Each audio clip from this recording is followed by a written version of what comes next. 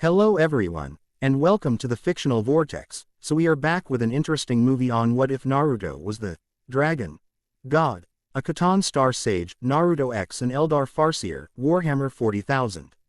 But before we start, I just want to remind you to please subscribe to my channel and hit the like button if you enjoy my content.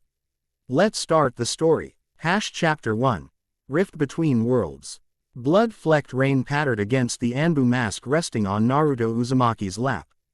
24 years old now, he sat cross-legged atop the Hokage monument, gazing across the sprawling expanse of Konoha.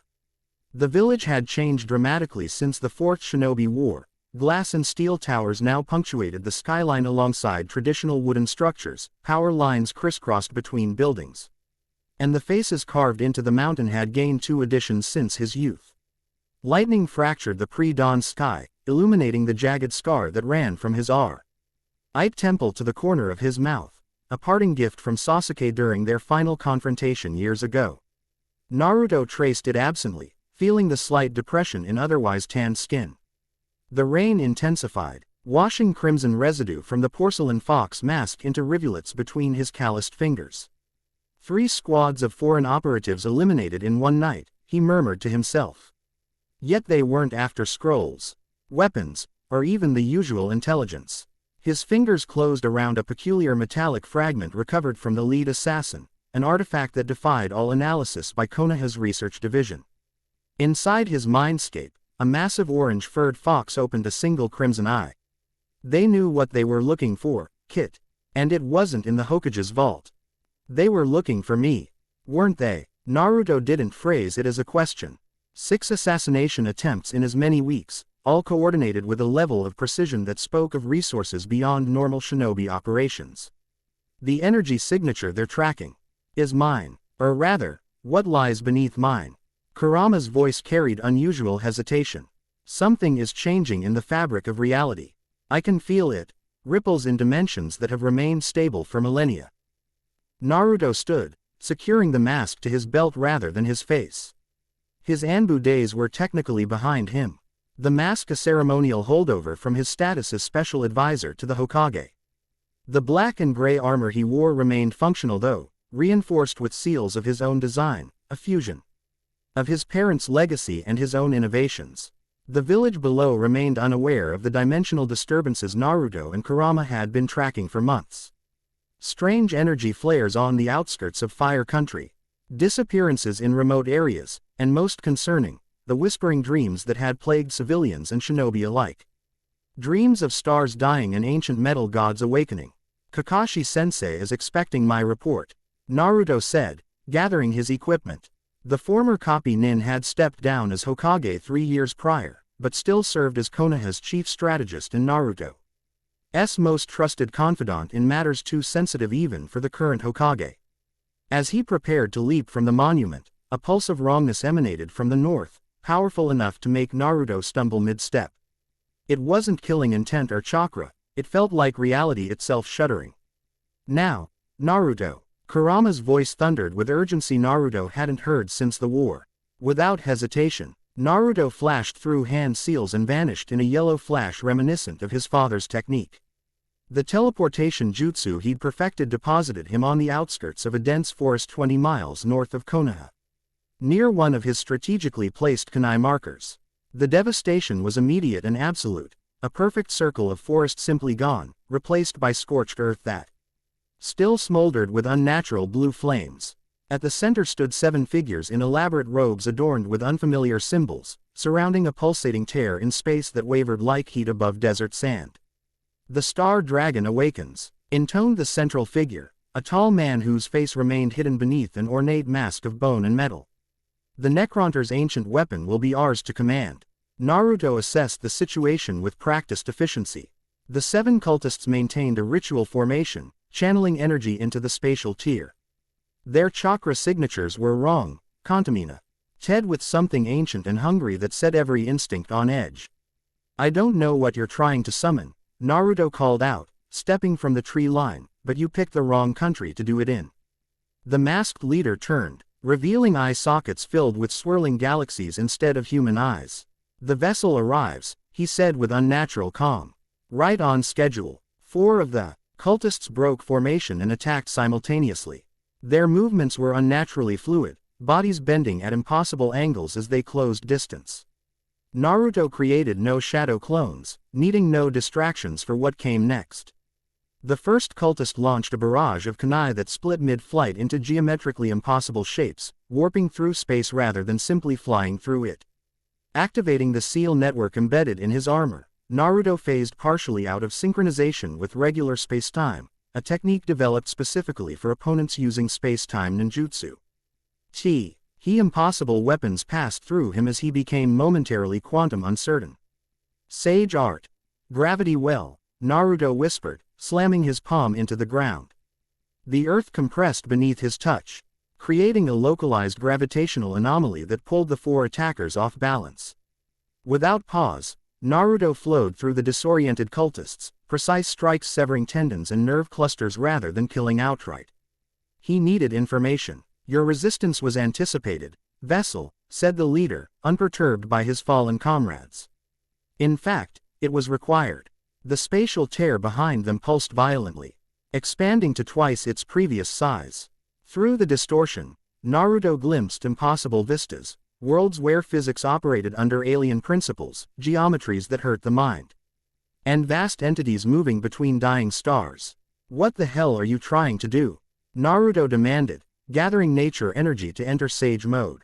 The familiar balance of physical and spiritual energy came easily after years of refinement, orange pigmentation materializing around his eyes. Yet something was wrong. The nature energy felt contaminated. Naruto, something is interfering with the natural energy. This isn't just a space-time jutsu, they're piercing the dimensional boundary between universes. Kurama's voice carried uncharacteristic concern. We need to collapse that portal now. The leader raised his hands, and the remaining 2 cultists plunged ceremonial daggers into their own throats, collapsing as their blood flowed toward the spatial tear in unnatural patterns. The sacrifice is accepted, the leader intoned. The Necronter's weapon returns to the material realm. The tear in space shuddered violently, expanding exponentially. Trees at the edge of the clearing began to warp and twist, pulled toward the distortion as fundamental forces began to fail. Naruto moved with blinding speed, summoning his Rasenshuriken, but the swirling Acro weapon destabilized the moment it formed, the wind nature chakra refusing to maintain coherence near the dimensional rift. You don't understand what you're doing, Naruto shouted above the rising howl of reality being torn. You'll destroy everything for miles. Not destruction, the leader replied calmly as his body began to disintegrate, flesh peeling away to reveal mechanical components beneath. Transformation. The Khatan requires a vessel worthy of its power. You have been chosen, Uzumaki Naruto, Star Dragon Reborn. A tendril of energy lashed out from the rift, striking Naruto directly in the seal on his abdomen. Pain beyond anything he'd experienced ripped through him as conflicting energies battled within his chakra network. Naruto, Kurama roared in his mind.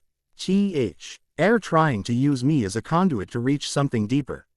Something that's always been inside us both. What are you talking about? Naruto gasped, struggling to maintain consciousness as Den energy began to leak from his eyes and mouth.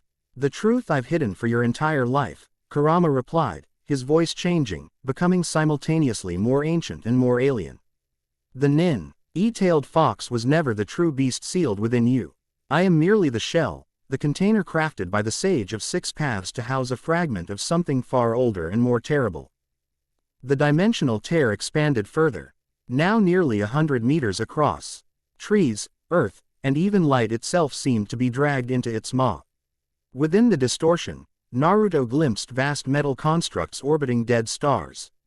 Armies of skeletal machines marching across blasted wastelands, and enormous dragon-like entities composed of living starlight. I need to close it, Naruto said through gritted teeth, drawing on every reserve of power he possessed. Golden chakra cloaked his body as he accessed the power he'd refined since the war, but instead of the familiar warmth, it burned like liquid metal in his veins. You can't close it conventionally, Kurama said. But we can redirect it. Your father's flying thunder god technique, modified to transport the entire disturbance away from this dimension. That would require. Naruto began. A sacrifice, yes, we would be pulled through with it. But the alternative is the destruction of everything within 1,000 miles as dimensional forces cascade outward. The cultist leader, now more machine than man, fixed his star-filled eyes on Naruto. Accept your destiny, vessel. The star dragon awakens. Making his decision, Naruto flashed through complex seals, combining his father's space-time techniques with his own innovations. The seal on his stomach began to glow with blinding intensity as he positioned himself at the edge of the dimensional tier. Flying Thunder God. Dimensional displacement, he called out, slamming his hands into the ground. A massive seal array spread outward from his position, encircling the entire distortion. As the array activated, Naruto felt himself being pulled inexorably toward the rift, his body beginning to dissolve at a molecular level. Kurama, he gasped, what happens to us? I don't know, the fox admitted, but what awaits us has always been your destiny. The power sleeping within us both predates the shinobi world itself. The last thing Naruto saw before being consumed by the rift was Konoha in the distance, still standing, still safe, for now. Then reality itself unraveled around him, and he fell through dimensions uncounted. Oblivion, or something close to it. Naruto existed in a state between states, not quite conscious, yet not unconscious either. His body had dissolved into patterns of energy and information, stretched across a void, where concepts like space and time held no meaning. We need to talk, Kit. While we still can. Kurama's voice reached him not through sound but through direct conceptual transmission. In this space, they existed as patterns of thought rather than physical entities. Where are we? Naruto asked, his consciousness slowly reforming into something resembling his self-image. The space between spaces. The void that separates dimensional realities. Kurama's form manifested as a swirling vortex of orange energy rather than his usual vulpine appearance. We don't have much time before tea. Currents pull us toward a new anchor point. You said something about a truth you've hidden. About what's really sealed inside me. Naruto's energy pattern pulsed with uncertainty. What do you know about the creation of our world, Naruto? The standard history. The Sage of Six Paths, the 10 Tails, the birth of chakra. Before that, before humans, before chakra itself, Kurama's energy shifted, revealing patterns within patterns, ancient symbolism that seemed simultaneously mathematical and artistic. What I'm about to tell you will sound impossible, but in this place between realities, perhaps you can grasp it. The void around them shimmered, and Naruto perceived something like memories, not Kurama's, but older, alien in their perspective. Our world was aided by entities that humans would consider gods, though they were beings of science and energy rather than mysticism.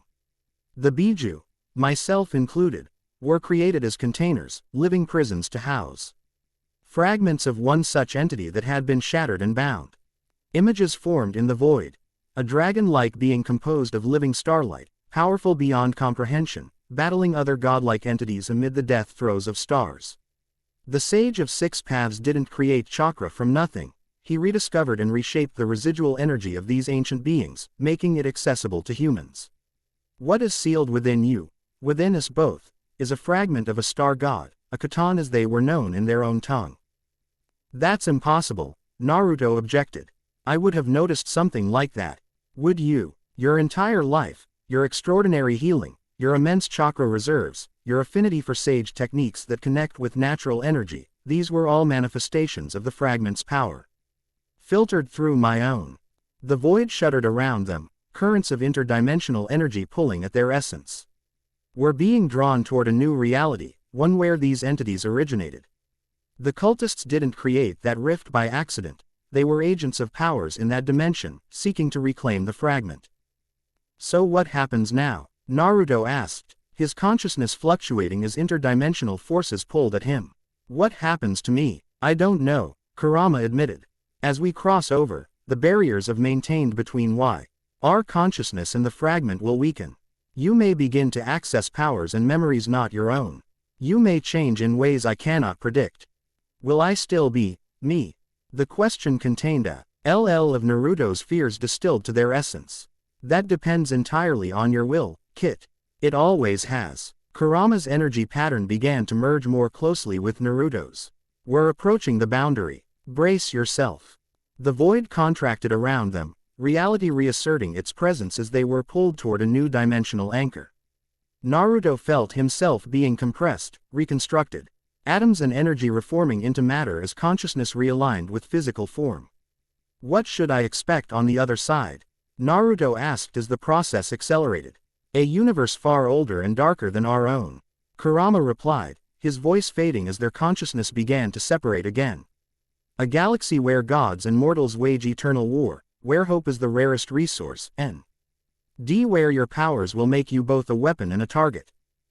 The compression reached its peak, and Naruto experienced the sensation of being forced through an impossibly small aperture, every particle of his being screaming in protest. Then, abruptly, he existed again. Stars wheeled overhead in unfamiliar patterns as Naruto gasped his first breath in a new reality. His body felt simultaneously heavier and lighter, as though fundamental constants had shifted slightly. The air tasted metallic, charged with strange energies that made his skin tingle. He lay in a crater of his own making. Earth and stone fused to glass by the heat of his arrival. Rising unsteadily to his feet, Naruto took stock of his surroundings, a twilight forest of impossibly tall trees with luminescent bark. Their canopies lost in mist hundreds of meters above. His Anbu armor had partially melted, fusing with his skin in places before the accelerated healing had pushed the foreign material out. Blood and liquefied metal stained his tattered uniform. The fox mask was gone entirely, as was any trace of his equipment. Kurama, Naruto called mentally, seeking the familiar presence. I'm here, but changed. The fox's voice seemed distant, resonating strangely. The crossing has affected us both. I'm more closely merged with the fragment now. I cannot maintain separation much longer. What does that mean for us? Eventually, we will become something new, neither Kurama nor Naruto, but an entity incorporating elements of both, along with the awakening Khatan fragment. But that transformation will take time. Naruto closed his eyes, assessing his chakra. What he found shocked him. His energy no longer registered as chakra in the conventional sense. It flowed through IAR pathways but had transmuted into something more primal and far more powerful. Where his normal reserves might have resembled a lake, this was an ocean, vast and deep beyond measuring. I can feel everything, he whispered, opening eyes that now contained pinpricks of light like distant stars against their blue irises. The energy in the trees, in the soil, in the air itself. What you re-sensing is the fundamental energy of this universe, not chakra as we knew it, but something older and more primordial. The power that preceded the formation of stars. A distant explosion shattered the moment of wonder, followed by the unmistakable sounds of battle. Shouts and screams in an unfamiliar language echoed through the forest, accompanied by the distinctive report of energy weapons. Naruto oriented on the sounds. Instinct and training taking over. Whatever had happened to him, whatever changes were occurring, his core remained intact. He would not stand by while others were in danger. Moving with preternatural speed, he navigated through the alien forest toward the conflict. Each step came easier than the last as his body adjusted to the new reality's physical laws, his movements becoming fluid and precise beyond even his shinobi training. He crested a ridge overlooking a clearing and froze at the sight before him. Below, a desperate battle raged between two distinct forces. One group consisted of tall, slender beings with pointed ears and graceful armor in whites and blues, fighting with a combination of advanced energy weapons and what appeared to be psychic powers. Their movements carried inhuman grace, each action precisely choreographed as if part of some lethal dance. Opposing them were grotesque, mutated humanoids in rusted armor adorned with disturbing symbols. They fought with a combination of primitive projectile weapons and unnatural abilities that warped reality around them. Where the first group moved with precision and control, these attackers fought with berserk fury. Seemingly impervious to wounds that should have been fatal. Eldar defending against a chaos raid, Naruto found himself saying, the knowledge appearing in his mind without context. How do I know that? The fragment remembers this reality. As it awakens, its knowledge becomes available to you. A particularly violent explosion rocked the battlefield as of the white armored figures, an Eldar, Naruto now knew, detonated some kind of psychic attack that vaporized several attackers. But the effort seemed to drain them severely, and the remaining Chaos forces pressed their advantage. In the center of the Eldar formation, civilians were being evacuated through some kind of shimmering portal, while warriors formed a defensive perimeter. A female figure in elaborate robes directed the evacuation, her hands weaving complex patterns that maintained the portal's stability. "They're not going to make it," Naruto observed, counting the remaining defenders against the approaching enemy reinforcements. "The portal will collapse before they can all escape." "Not our fight," Kurama cautioned. "We know nothing about this world's politics or powers. Either side could be more dangerous than they appear." Naruto watched as a child stumbled in the evacuation line, separated from the adults by a secondary explosion. The robed woman turned to retrieve the child, but a massive, bloated enemy combatant had already locked onto the vulnerable target.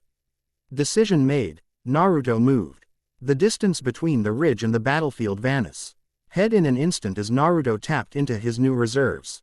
There was no flying thunder god technique, no conventional body flicker, just pure speed that bent light around his form. He materialized between the child and the charging abomination, his body moving on instinct rather than thought. His hand thrust forward, palm flat, and what should have been a Rasengan manifested instead as a swirling vortex of golden energy that compressed space itself.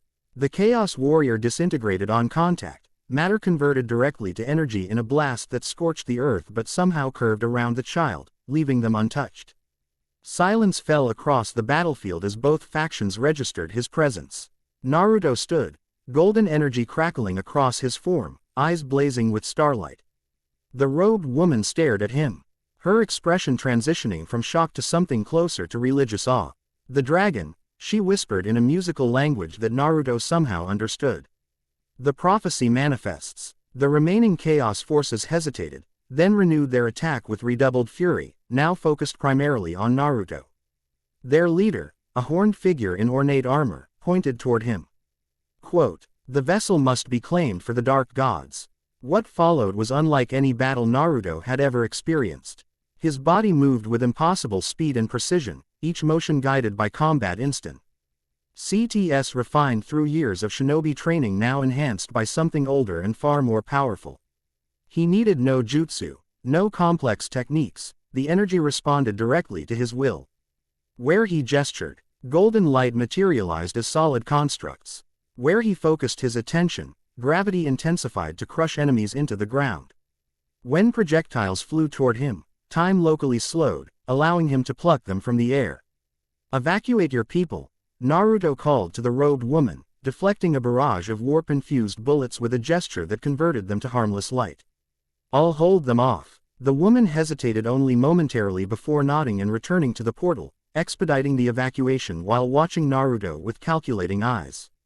The battle intensified as the Chaos forces committed fully to capturing or killing him. Naruto found himself surrounded, fighting enemies whose very presence seemed to corrupt reality around them. One massive warrior, mutated beyond recognition, closed distance and swung a rusted blade wreathed in unnatural flames. Naruto caught the blade between his palms, feeling the weapon's corrupting energy attempt to invade his system. For a moment, it seemed to gain purchase. Then the starlight in his veins flared, and the corruption burned away. "What manner of being are you?" The Chaos Champion growled, strength straining against Naruto's grip. "I'm still figuring that out," Naruto replied, then twisted his hands, shattering the blade. "But I know what I'm not, and I'm not your sacrifice." Golden energy erupted from Naruto's form in a shockwave that threw the surrounding enemies backward. The pulse continued outward, neutralizing the corrupting miasma that had been spreading through the clearing. One by one, the Eldar completed their evacuation through the portal, warriors providing covering fire as they retreated. Only the robed woman remained, maintaining the portal while studying Naruto with unnervingly intense eyes. Something's wrong," Kurama warned. "The energy expenditure. Our system isn't fully adapted to this reality yet." Naruto felt it then, a dangerous instability building in his core as the newly awakened powers threatened to tear him apart from within. The golden energy flickered, becoming erratic. The Chaos forces sensed his weakness and pressed forward in a final, desperate assault. Naruto gathered what control remained, focusing the unstable energy into a concentrated burst. "Go," he shouted to the robed woman, who still lingered by the portal. "This is going to get messy." Instead of retreating, the woman raised her hands, intricate patterns of energy flowing from her fingers to create a protective barrier around them both. "The dragon must be preserved," she said, her voice carrying over the din of battle. "Eldar Farseer has foreseen your coming, Outlander. Your path intertwines with ours." The barrier snapped into place just as Naruto's control failed. Golden energy erupted from his form in a cataclysmic release that vaporized the remaining chaos forces and scorched the earth for hundreds of meters in all directions. Only the woman's barrier protected them from the backlash. As the energy dissipated, Naruto felt his consciousness slipping away, his body unable to sustain the massive power expenditure in this unfamiliar reality. He collapsed to his knees, vision darkening. The last thing he saw was the woman, Eldar, approaching cautiously, her expression a complex mixture of triumph, calculation, and genuine wonder. "Rest, Star Dragon," she said softly, catching him as he fell forward. "Your journey has only just begun." Darkness claimed him then, but it was not the peaceful darkness of unconsciousness. In his mind's eye, Santa Rs wheeled and galaxies formed and died in accelerated sequence. Ancient memories not his own flickered through his consciousness, vast metal constructs harnessing the power of dying suns, wars that spanned millennia, and hunger. Endless hunger for energy that consumed worlds. "Remember who you are," Kurama's voice came faintly through the cascade of alien memories. "Whatever you become, remember Naruto Uzumaki." Then even that familiar anchor faded, leaving him adrift in a sea of stars. Eldar Farseer, Farseer of Craftworld Ibrasil, had witnessed the stranger's arrival 342 times in her visions, each iteration slightly different yet ultimately converging on this moment. Still, reality proved more awe-inspiring than any prophetic glimpse. She knelt beside the unconscious figure, watching golden energy pulse beneath his skin in unpredictable patterns. His appearance was puzzlingly human, or close enough, yet the power he had displayed bellow. Nged to no human psyker she had ever encountered in the archives. "Farseer, we must leave immediately," urged Valinar, her chief warlock. "Imperial forces have detected the energy discharge and are converging on this location. We cannot be found with, whatever he is." "He comes with us," Eldar replied, her tone leaving no room for debate. "The infinity circuit sings at his presence, surely you feel it." The warlock hesitated, then nodded reluctantly. "Yes, but that is precisely my concern. If he affects our most sacred technology from a distance, what might happen when brought directly into the craftworld?" Eldar placed a slender hand on the stranger's forehead, sending her consciousness skimming lightly over his. The contact nearly overwhelmed her, images of another world, another reality entirely, mixed with older, darker memories that predated the fall of the Eldar by millennia. "The prophecy of the Star Dragon was not metaphorical, Valinar," she said quietly. "The ancient texts speak truth. He is Catan touched, yet something entirely new."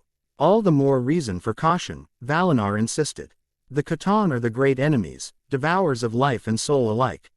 This one is different. The power is there, yes, but contained within a vessel that remains fundamentally mortal. A perfect symmetry, neither fully god nor fully mortal." Eldar's eyes unfocused slightly, as she accessed the skein of future probabilities. "He represents possibility, Valinar. In a galaxy where our race faces inevitable extinction, he is a variable not accounted for in fate's design." The warlock sighed, recognizing the particular tone that indicated Eldar had committed herself to a course of action. "The council will demand answers. And I shall provide them." Eldar gestured, her personal guard moved forward to carefully lift the unconscious form. "Tell the council I have found what I was searching for, the nexus point around which futures branch anew." The portal rippled as they passed through, leaving behind a scorched battlefield that told only part of the story. Within hours, Imperial investigators would arrive to find residual energy patterns that matched no known classification in their archives. And reports would filter upward through increasingly concerned channels. Within days, agents of the Inquisition would be dispatched. But by then, Naruto Uzumaki, I would be deep within the craftworld Ibrasil, beginning a journey that would reshape the fate of multiple dimensions. As the portal closed behind them, a final pulse of golden energy escaped the unconscious form, rippling outward through reality like a beacon. Across the galaxy, sensitive minds turned their attention toward that signal, some with hope, others with hunger, and still others with terrible purpose. The star dragon had awakened, and the galaxy would never be the same. Chapter 1 End Chapter 2, The Farseer's Vision. Consciousness returned to Naruto in fragments, sensations before memories, impressions before coherent thought. The surface beneath him hummed with subtle vibrations. The air carried unfamiliar scents, something like ozone mixed with exotic spices and ancient parchment. Sound came next. Distant melodies played on instruments he couldn't identify, their harmonies following mathematical progressions that shouldn't have been pleasant to human ears yet somehow were. When he finally opened his eyes, starlight danced across his vision before resolving into a vaulted ceiling that seemed carved from a single piece of ivory-colored material. Delicate filigree patterns adorned the surface, shifting subtly as he watched, responding to some unseen stimulus. "The patterns reflect your brain activity," came a melodious voice to his right. "Quite fascinating. Your neural architecture is simultaneously human and something decidedly not." Naruto turned his head to find Elaria seated beside him, her tall, slender form draped in robes of shimmering blue that seemed to contain constellations in their depths. Without her battle regalia, her features were more visible: alabaster skin with an almost luminous quality, high cheekbones, and almond-shaped eyes of liquid silver. Her hair, cascading to her waist, shimmered between midnight blue and deepest violet depending on how light struck it. "Where am I?" Naruto asked, his throat unexpectedly dry. "A healing chamber within Craftworld Ibrasil," she replied, offering a crystalline vessel containing clear liquid. "You've been unconscious for 3 solar cycles while your physiology stabilized." Naruto accepted the vessel cautiously.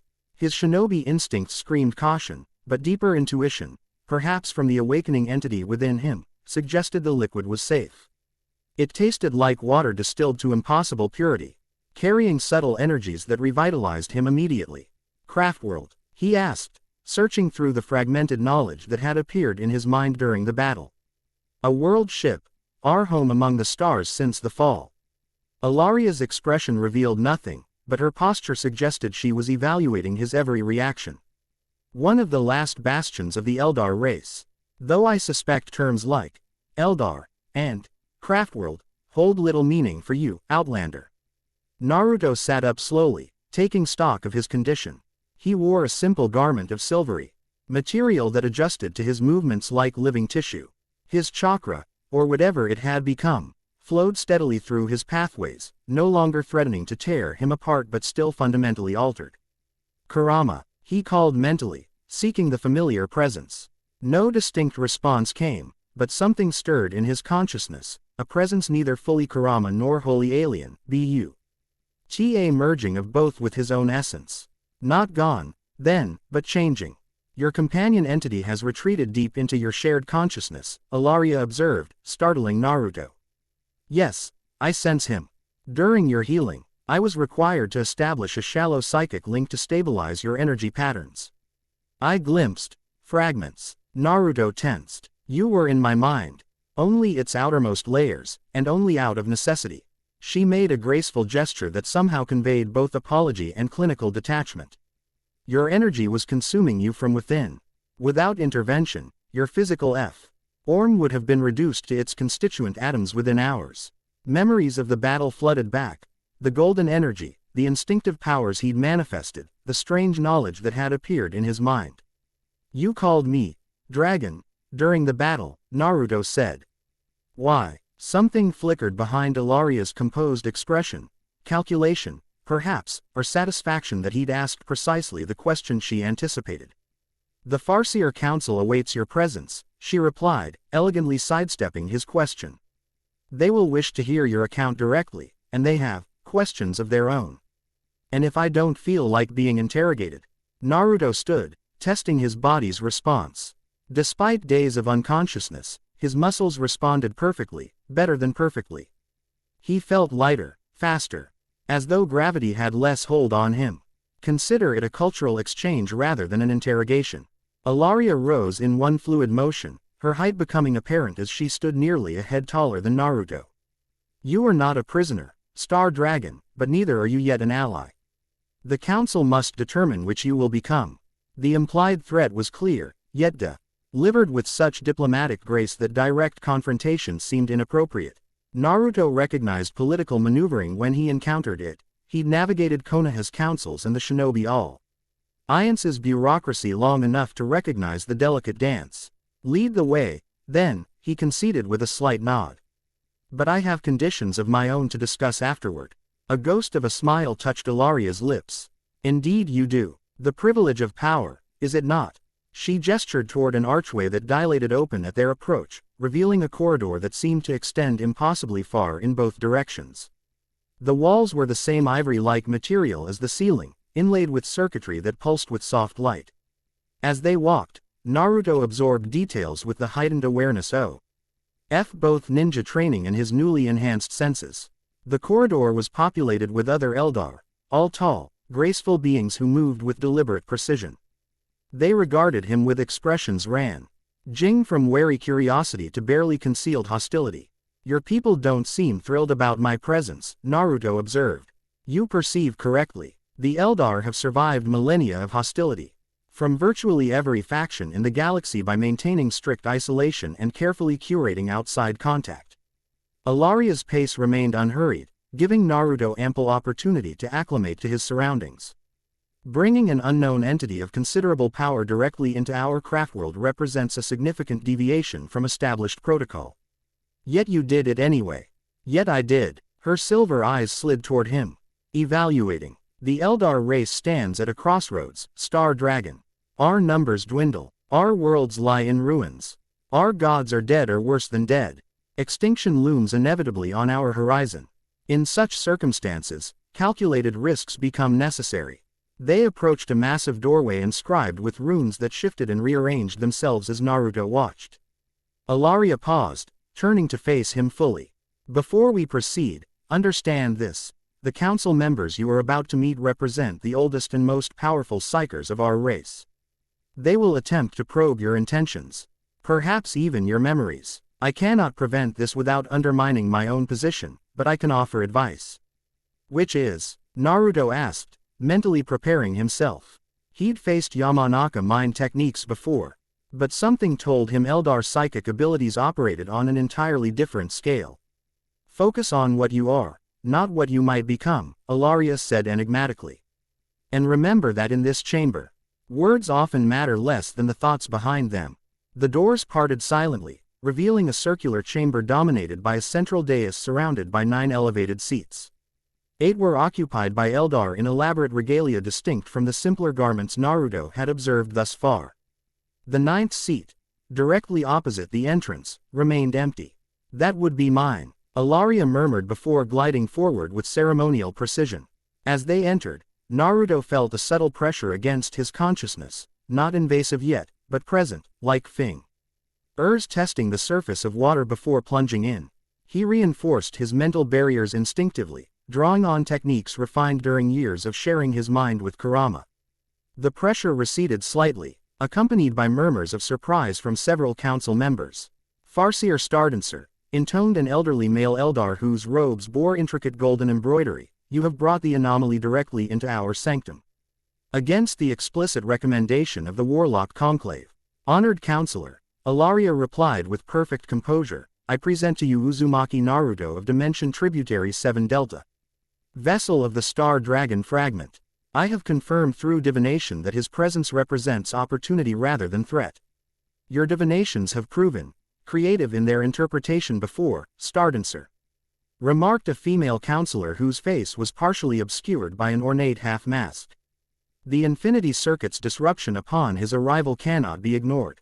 3 shrines reported anomalous activity, and the Infinity Core itself exhibited patterned disturbances not seen since the Necron incursion of the 9th spiral.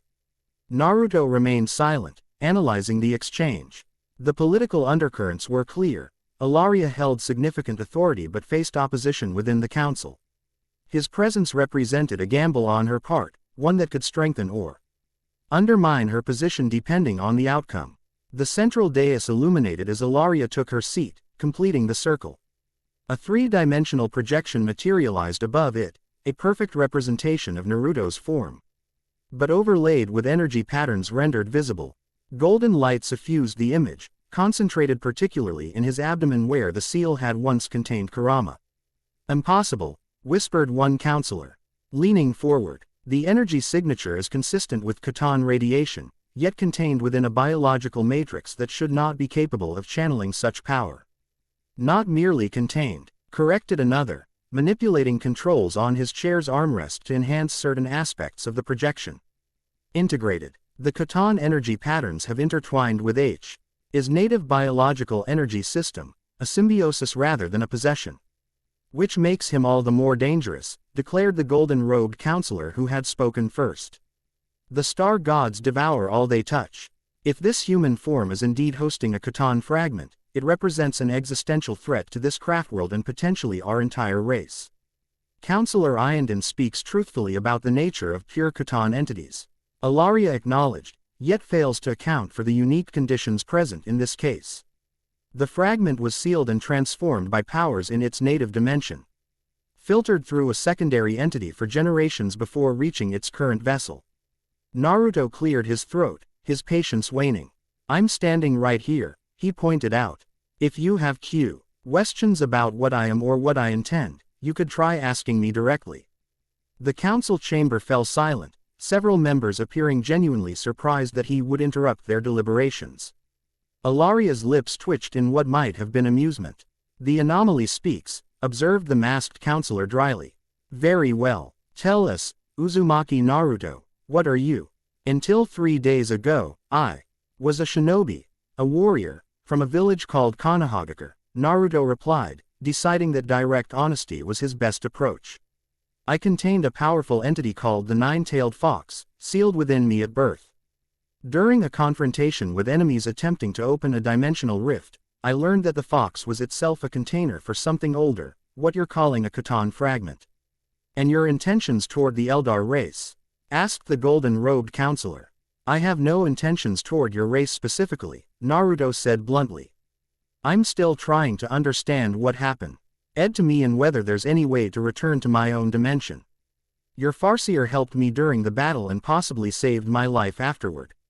I'm grateful for that, but I'm not interested in becoming anyone's weapon or research subject." The pressure against his mind increased suddenly, no longer a gentle probing but a concerted effort to breach his defenses. Naruto's eyes narrowed, and golden light flickered across their surface. "Enough," he said quietly but firmly, reinforcing his mental barriers. The ambient temperature in the chamber dropped noticeably as he unconsciously drew energy from his surroundings. "Try that again without permission, and you'll discover exactly how much control I have over these new abilities." "You threaten the council," demanded one of the Eldar, half rising from his seat. "I establish boundaries," Naruto corrected. "Where I come from, forcibly entering someone's mind without consent is considered an act of aggression." Ilaria raised a hand, he gesture somehow commanding immediate attention.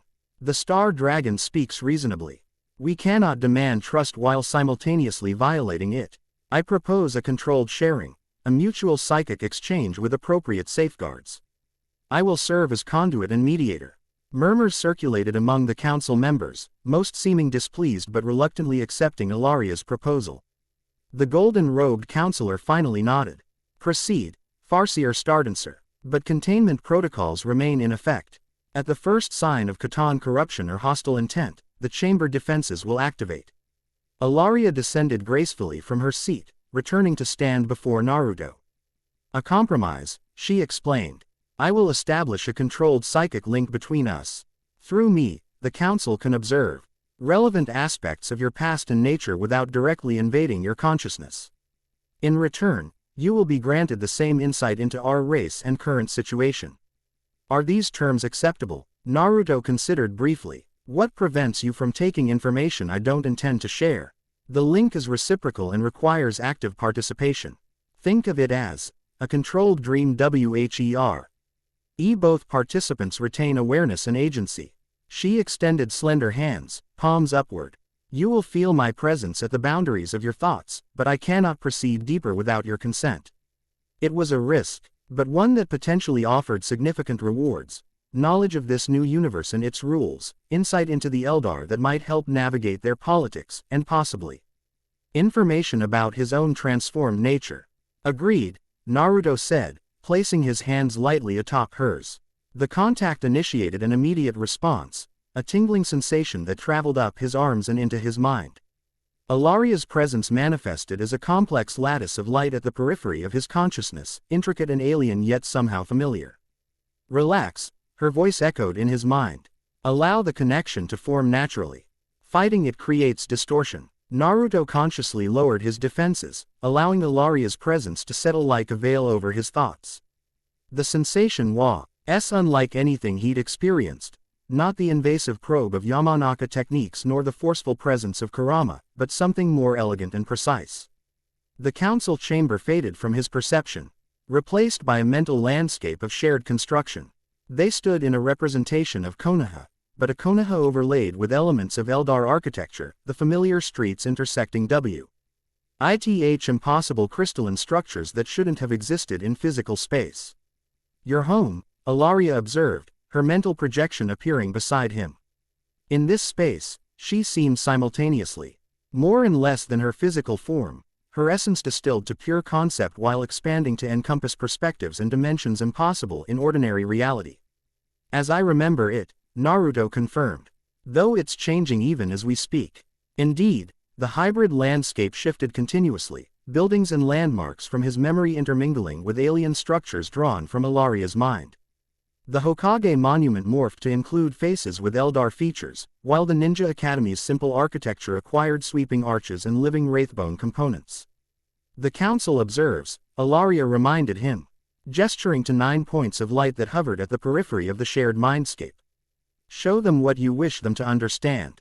Naruto considered, then allowed his memories to surface, not all, but selected fragments that explained his origins and journey.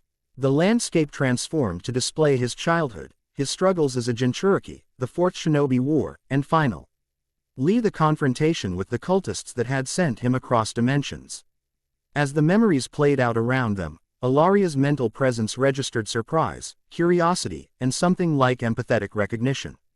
Your world knows war as intimately as ours, she observed. Though on a smaller scale. Different scale, similar pain, Naruto corrected. The Fourth War cost thousands of lives, entire villages destroyed, families shattered. The scale may seem small compared to your galactic conflicts, but the suffering isn't diminished by comparison. The observation earned him a Rias's SM. And from Alaria's consciousness, a subtle shift in her perception of him that registered in the shared mindscape as increased luminosity around his form. Now show us the entity within, came the demand from one of the observing council members, manifesting as a discordant note in their mental harmony. Naruto hesitated, then allowed the memory of his conversations with Kurama to surface, including their final exchange in the void between dimensions. The mindscape trembled as the memory approached the revelation of the Khatan fragment, reality itself seeming to resist the concept's full manifestation.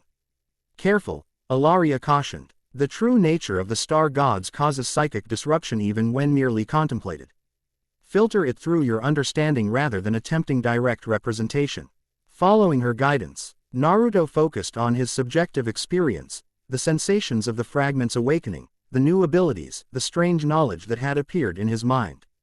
The landscape stabilized, now showing a representation of his internal energy system with golden light flowing through pathways that had once carried chakra. Fascinating, came another council member's thought voice. The Khatan energy has adapted to his native energy circulation system rather than overwhelming it. There are no records of such integration in all our archives. Because the fragment was previously contained within another entity, the Fox Spirit, Alaria explained, extracting the concept from Naruto's memories. Multiple layers of filtration and adaptation over generations have fundamentally altered its nature. It is Khatan-derived but no longer purely Khatan. The mindscape shifted again, this time initiated by Alaria rather than Naruto. The hybrid Konoha dissolved, replaced by vistas of breathtaking beauty, crystal cities spanning continents, ships like sculptures sailing between stars, beings of light and grace creating wonders beyond human comprehension. The Eldar Empire at its height. Ilaria's thought voice explained. Before the fall, the images accelerated, showing the decline, increasing decadence, spiritual corruption, the slow rot of a civilized Ion with too much power and too little restraint. Then came catastrophe, a psychic scream that tore reality itself, birthing something terrible in the depths of space. Billions died in an instant as their souls were consumed by the newborn horror. She who thirsts, Ilaria named it, the concept carrying dread beyond anything Naruto had experienced. Born from our excesses, our greatest shame and eternal hunter. The souls of our dead are her feast unless protected within our infinity circuits. The visions continued, showing the aftermath, shattered worlds, scattered survivors, the construct. Tian of the craft worlds as arcs to preserve what remained of Eldar civilization. Millennia of slow decline followed, a once mighty race reduced to refugees drifting between the stars. You understand now why your presence represents both threat and opportunity. Ilaria's consciousness communicated directly to Naruto, temporarily shielding the exchange from the observing council. The power you toin could either accelerate our extinction or offer a new path forward. The mindscape dissolved gradually, reality reasserting itself as Ilaria gently withdrew from the connection. Naruto found himself still standing in the council chamber, hands resting on Ilaria's palms, though it felt as if hours had passed within the shared vision. The council members regarded him with expressions ranging from calculated interest to deep concern. Whatever they had witnessed in the psychic exchange had not entirely alleviated their suspicions, but had certainly transformed their understanding of his nature. The vessel's origins are verified, declared the masked counselor after a moment of silence. Yet the question of containment remains. The star dragon essence continues to integrate with his being. Eventually, the human component may be subsumed entirely. That outcome is not inevitable, Ilaria countered, returning to her seat with fluid grace. The visions revealed multiple potential trajectories, many of which maintain the equilibrium between human and Catan essences indefinitely. Potential trajectories subject to your interpretation, Farseer, noted the golden-robed counselor. Your tendency to seek hope where none exists has been noted in council proceedings before, and has proven correct more often than not, Counselor Iandon, Ilaria replied smoothly. The path of the seer requires recognition of possibility, not mere probability. Naruto cleared his throat, reclaiming the council's attention. If you've seen enough to verify I'm not an immediate threat, I'd like to discuss arrangements for my stay. Specifically, access to information about this universe and the nature of these Catan entities. The council members exchanged glances, a silent communication passing between them that excluded both Naruto and, notably, Ilaria. The anomaly will remain under observation within the Seer's quarter, the golden-robed counselor finally announced. Access to He archives will be granted under supervision. Farseer Stardancer, having advocated for this course of action, you will assume personal responsibility for the entity's containment and education. Ilaria inclined her head in acknowledgement, though Naruto detected a subtle tension in her posture. Furthermore, continued the counselor, a containment protocol will be implemented immediately. Shoal the Catan essence begin to overwhelm its vessel, emergency measures will be enacted to ensure craftworld security. Define emergency measures, Naruto requested, though he suspected he already knew the answer. Your termination, replied the counselor matter-of-factly. Regrettable, perhaps, but necessary should containment fail.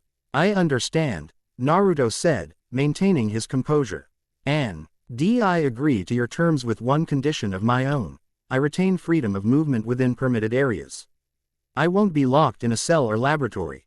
The request generated another round of silent communication among the council members before the masked counselor spoke. Granted, with limitations. Your movements will be tracked, and certain critical systems remain restricted. Violation of these boundaries will be considered hostile action. She gestured, and a subtle shimmer of energy briefly surrounded Naruto. A tracking aura has been applied. It will not interfere with your functions but will alert security systems to your presence. Naruto nodded, accepting the compromise. The council session concluded with formal declarations in the Eldar language and the projection of his energy. Signature dissolved as the central dais darkened. Ilaria descended from her position once more, gesturing for Naruto to accompany her. As they exited the chamber, he noticed her posture had shifted subtly, more rigid. Her movements less fluid than before. That went about as well as could be expected, she said once they were beyond the council's immediate vicinity. You handled yourself admirably. You're concerned, Naruto observed. The council didn't give you what you wanted. A fleeting expression of surprise crossed Ilaria's features before her composure returned. Your perceptiveness is unexpected. Yes, the containment protocol was more restrictive than I anticipated. Counselor Iandon has never trusted my visions concerning the Star Dragon prophecy. What prophecy? Naruto asked as they entered a transportation nexus, a circular platform that began moving horizontally once they stepped onto it, carrying them swiftly through the craftworld's interior. Ilaria considered him for a long moment before responding. Millennia ago, when the Eldar Empire still spanned the galaxy, our greatest seers received a shared vision of a time when the stars themselves would take foe. And walk among mortal races, not as the Khatan of ancient terror, but as something transformed. A star dragon neither fully god nor fully mortal, capable of rewriting destiny itself. The transport platform slowed, depositing them at the entrance to what appeared to be a residential district of the craftworld. The architecture here was less formal than the council chambers, with flowing organi. Forms that mimic natural growth patterns. Many dismissed it as allegorical. Ilaria continued as she led him down a winding path between structures that seemed to have been grown rather than built. Others interpreted it literally but assumed it referred to distant events or metaphysical concepts. Few considered the possibility of actual manifestation in our time. Except you, Naruto surmised. I experienced the vision directly, 300 cycles ago during my initiation as a Farseer. Her silver eyes took on a distant quality as she recalled the experience. Unlike historical accounts, my vision contained specific markers, astronomical alignments, warp phenomena, and a distinctive energy signature. When sensors detected your arrival 3 cycles ago, those markers aligned precisely. They approached a structure more substantial than the surrounding residences, a spiraling tower of wraithbone and crystal that pulsed with subtle energies. Ilaria placed her hand against an unmarked section of wall, which rippled like water before parting to admit them. These will be your quarters, she explained, gesturing to an expansive interior space that somehow appeared larger than the external dimensions of the tower should have permitted.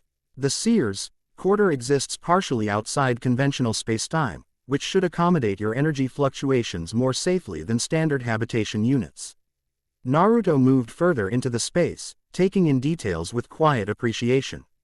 The chamber responded to his presence, lighting adjusting to optimal levels and subtle change in temperature and atmospheric composition occurring automatically. A central area featured what appeared to be living furniture, seats and surfaces that adjusted their form subtly as he approached. It's comfortable, he acknowledged, somewhat surprised. After the council's suspicion, he had expected accommodations more akin to a cell than luxury quarters. The council fears you, Ilaria said, answering his unspoken question, but they also recognize your potential value. Comfortable quarters serve both hospitality and containment purposes. You are less likely to test boundaries if your immediate environment is satisfactory. Naruto smiled slightly at the pragmatic explanation. Very considerate of them. Now, about that prophecy, you believe I'm this star dragon.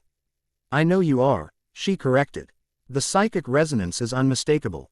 But what that means, for you, for us, for the galaxy, remains to be determined. She moved to a crystalline console near one wall, activating it with a gesture. A holographic display materialized, showing what appeared to be anatomical scans of Naruto's body with energy patterns highlighted in various colors. Your transformation continues, she observed clinically. The Khatan essence integrates further with each cycle, adapting your physical form to better channel its energies.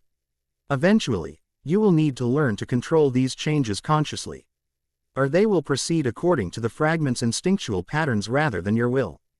And you're offering to help with that, Naruto surmised. I am offering an exchange, Ilaria clarified.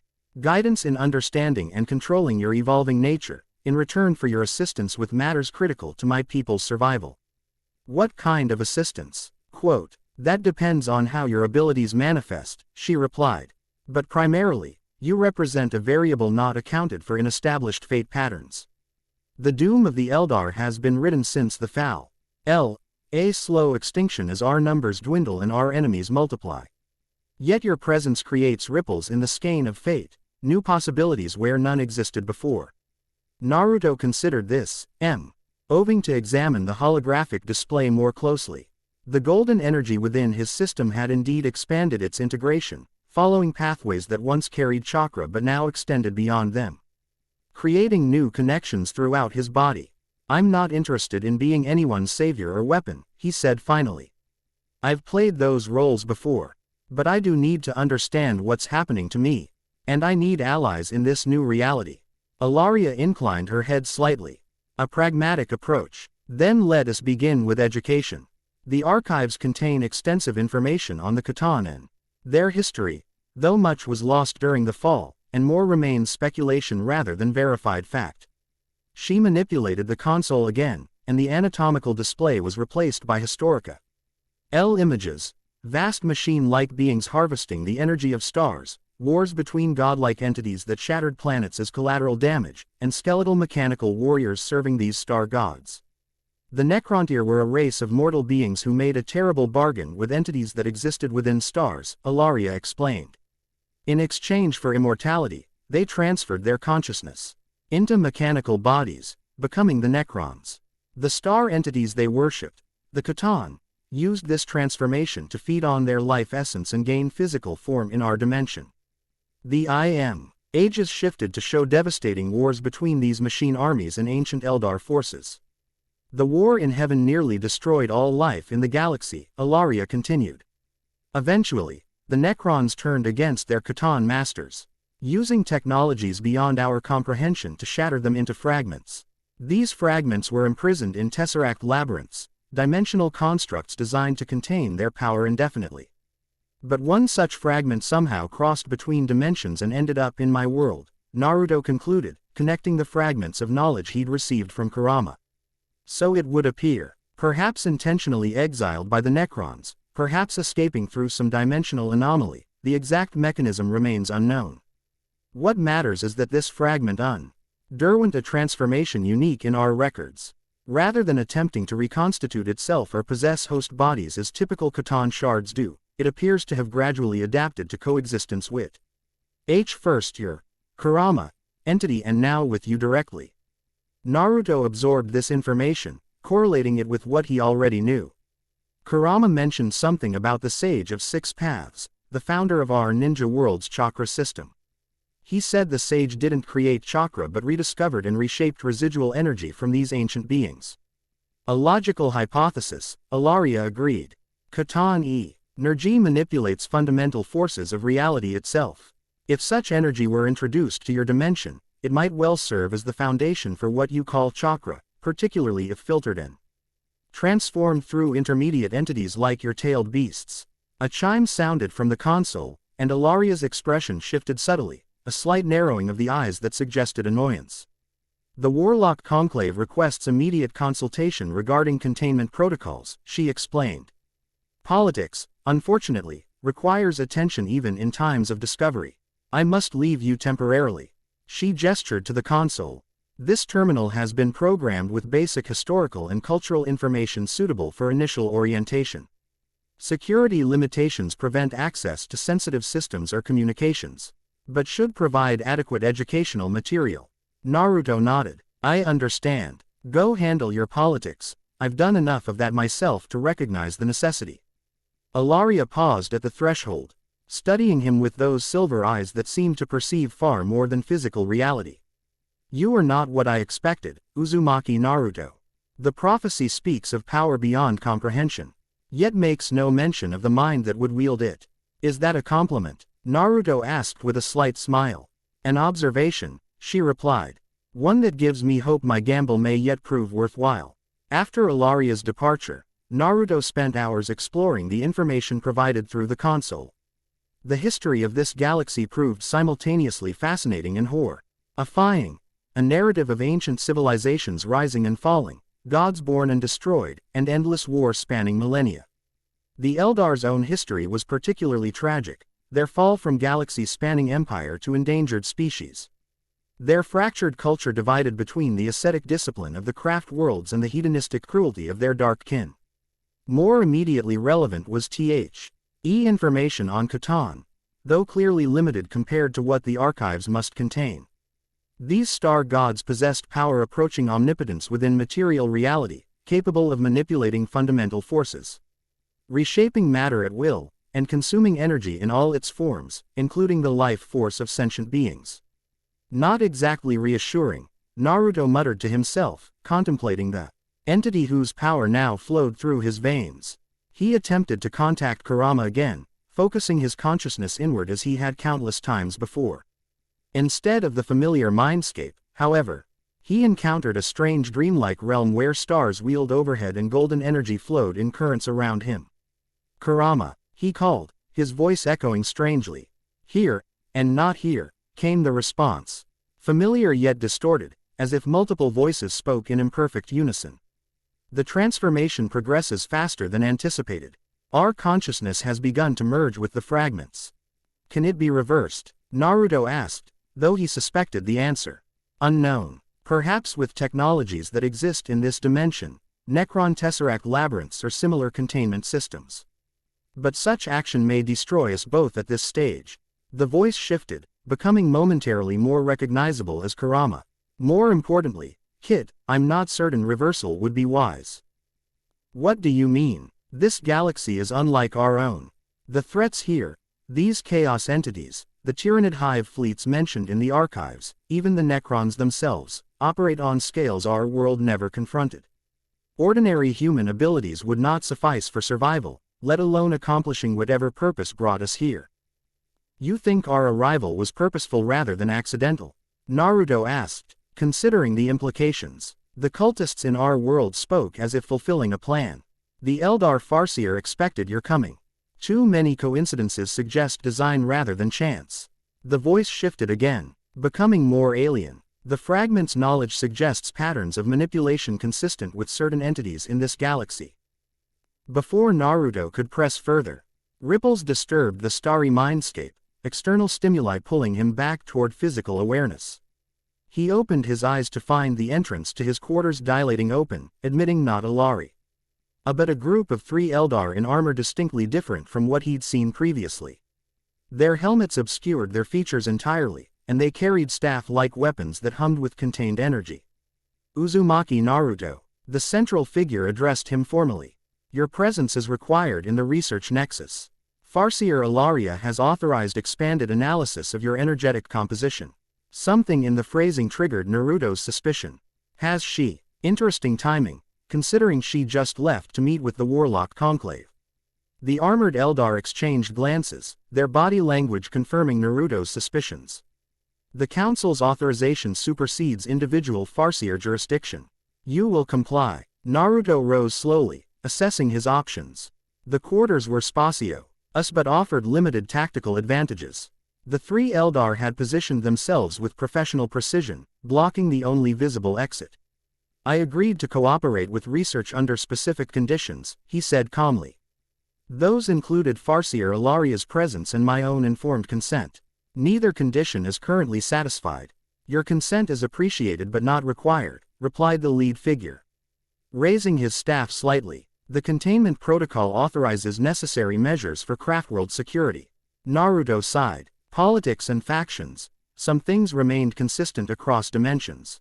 Clearly, elements within the Eldar leadership had decided to proceed with more invasive study despite the Council's apparent agreement to his terms. Let's not make this difficult, he suggested, appearing to relax his posture while actually gathering energy. I'm sure we can resolve this misunderstanding without violence. The lead Eldar made a sharp gesture, and all 3 activated devices on their wrists simultaneously. The air shimmered as some kind of energy field manifested around Naruto, presumably designed to contain or neutralize his abilities. It might have worked. Had his powers remained consistent with their initial readings.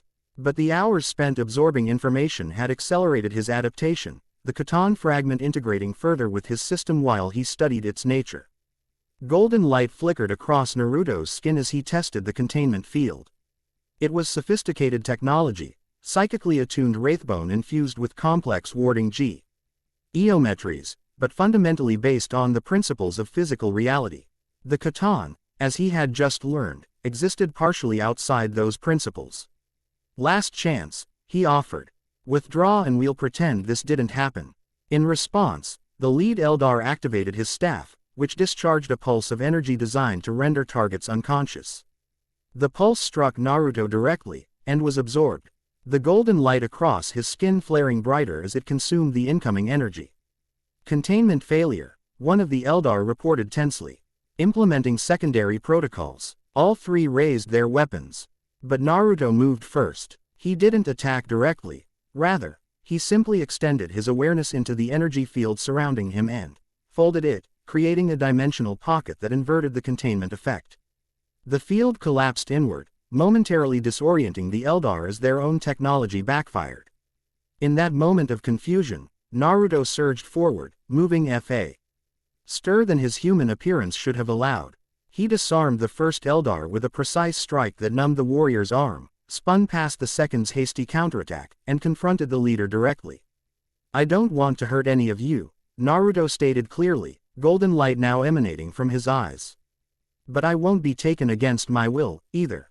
Tell whoever sent you that I'll honor he agreement made with the council, but only the actual agreement, not whatever reinterpretation they're attempting to enforce." The chamber door dilated open again, revealing Ilaria flanked by two taller Eldar in more elaborate armor than the first group. Her expression combined annoyance and resignation, suggesting she had anticipated something like this but arrived too late to prevent it. "Warlock Valinar," she addressed the leader of the first group coldly. "The council did not authorize this action. The Warlock Conclave determined immediate containment was necessary when energy fluctuations exceeded predicted parameters." The leader replied, removing his helmet to reveal angular features and eyes that glowed faintly blue. "The decision fell within emergency protocols. I've interpretation of protocols that specifically require full council notification," Ilaria countered. "Which, coincidentally, would have included informing me." Political undercurrents flowed thick beneath the exchange, and Naruto recognized the familiar pattern of factions maneuvering for advantage. The Warlock Conclave had apparently seized an opportunity while Ilaria was occupied, attempting to secure direct access to him without her moderation. "This accomplishes nothing," Naruto interrupted, allowing the golden energy to recede from his appearance. "I've demonstrated I won't be contained against my will. And you've demonstrated you don't fully trust the terms of our arrangement. Let's acknowledge the impasse and move forward constructively." Both Ilaria and Valinar turned to Riga, rode him with expressions suggesting surprise that a non-Eldar would presume to mediate their dispute. After a moment, however, Ilaria's lips curved in the barest suggestion of a smile. "A reasonable proposal," she acknowledged. "Warlock Valinar, I believe we can agree that updated containment parameters are necessary given the Star Dragon's accelerated integration. Perhaps a jointly supervised analysis would satisfy both the Conclave's security concerns and my own responsibilities as designated liaison." The Warlock hesitated, then inclined his head slightly. "Acceptable, provided the analysis occurs immediately and results are shared concurrently with the Conclave and Council." The negotiation complete, the tension in the chamber decreased noticeably. The two additional Eldar who had arrived with Ilaria remained by the entrance while Valinar's subordinates retrieved their weapons and withdrew, leaving only the principals to continue the discussion. That was handled with unexpected diplomacy, Ilaria observed once they were alone. Many beings would have responded with escalating force when cornered. "I've had practice with faction politics," Naruto replied. "And unnecessary violence would only reinforce their suspicions about me. True, though I suspect practical considerations influenced your restraint as much as political acumen." Her silver eyes studied him with disconcerting intensity that seemed to perceive layers beyond physical reality. "You absorbed the containment field's energy rather than breaking it, suggesting you've already gleaned information about Khatan capacities from the archives." Naruto nodded, impressed by her perception. "Basic information only. Enough to understand that energy absorption and manipulation are core abilities of these entities. And you replicated these abilities instinctively, without formal training or practice." Ilaria's tone remained neutral, but Naruto detected the calculation behind her observation. The NTEG ration progresses more rapidly than anticipated. Kurama, or what remains of him, said the same thing, Naruto confirmed. He believes our transition between dimensions accelerated the process somehow. Ilaria gestured toward the console, which activated at her approach. The holographic display shifted to show real-time scans of Naruto's energy signature, significantly changed from the readings taken just hours earlier. The Khatan essence has established new neural pathways, she explained, indicating patterns of golden light that now extended through his central nervous system. It's rewriting your consciousness at a fundamental level, not erasing, but expanding. Integrating its ancient knowledge with your existing personality matrix.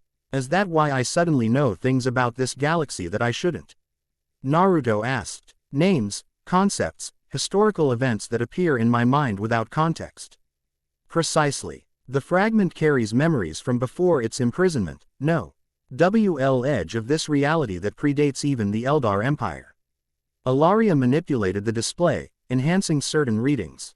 But unlike typical Khatan shards, which overwhelm and possess their hosts, this fragment appears to be merging collaboratively. Your will remains dominant in the integration process.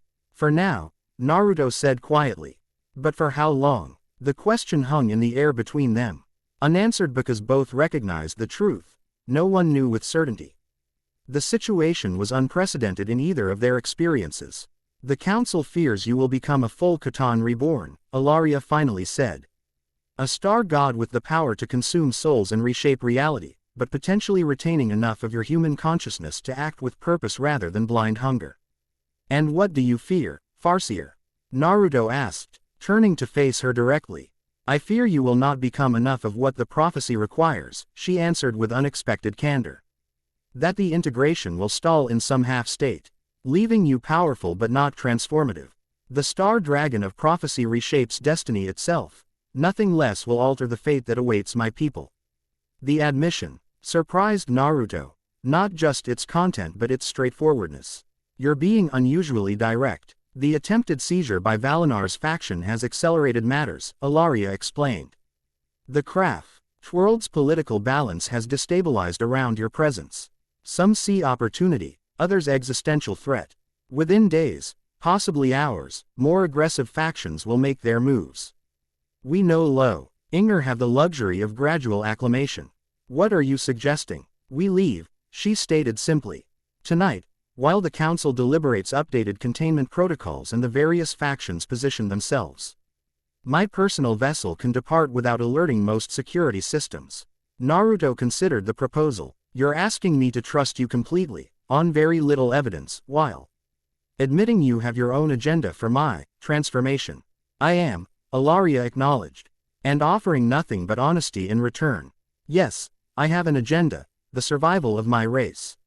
Yes, I believe you are instrumental to that survival. And yes, I am willing to defy my own people's leadership to pursue that belief. Why should I trust you more than the Council or these warlocks? Because unlike them, I see you as more than a weapon or a threat. Ilaria's voice softened almost imperceptibly. I have walked the skein of possible futures, Uzumaki Naruto. In the paths where you remain here, your potential is contained, controlled. Eventually neutralized when fear inevitably overcomes curiosity. But in the paths where you leave, where you experience this galaxy directly, confront its dangers and wonders alike, your transformation follows trajectories that benefit both yourself and countless others. Naruto was silent for a long moment, weighing options and implications. Finally, he asked, if we leave, where would we go? Quote, first to the fringes of imperial space, Ilaria replied, a hint of relief coloring her tone.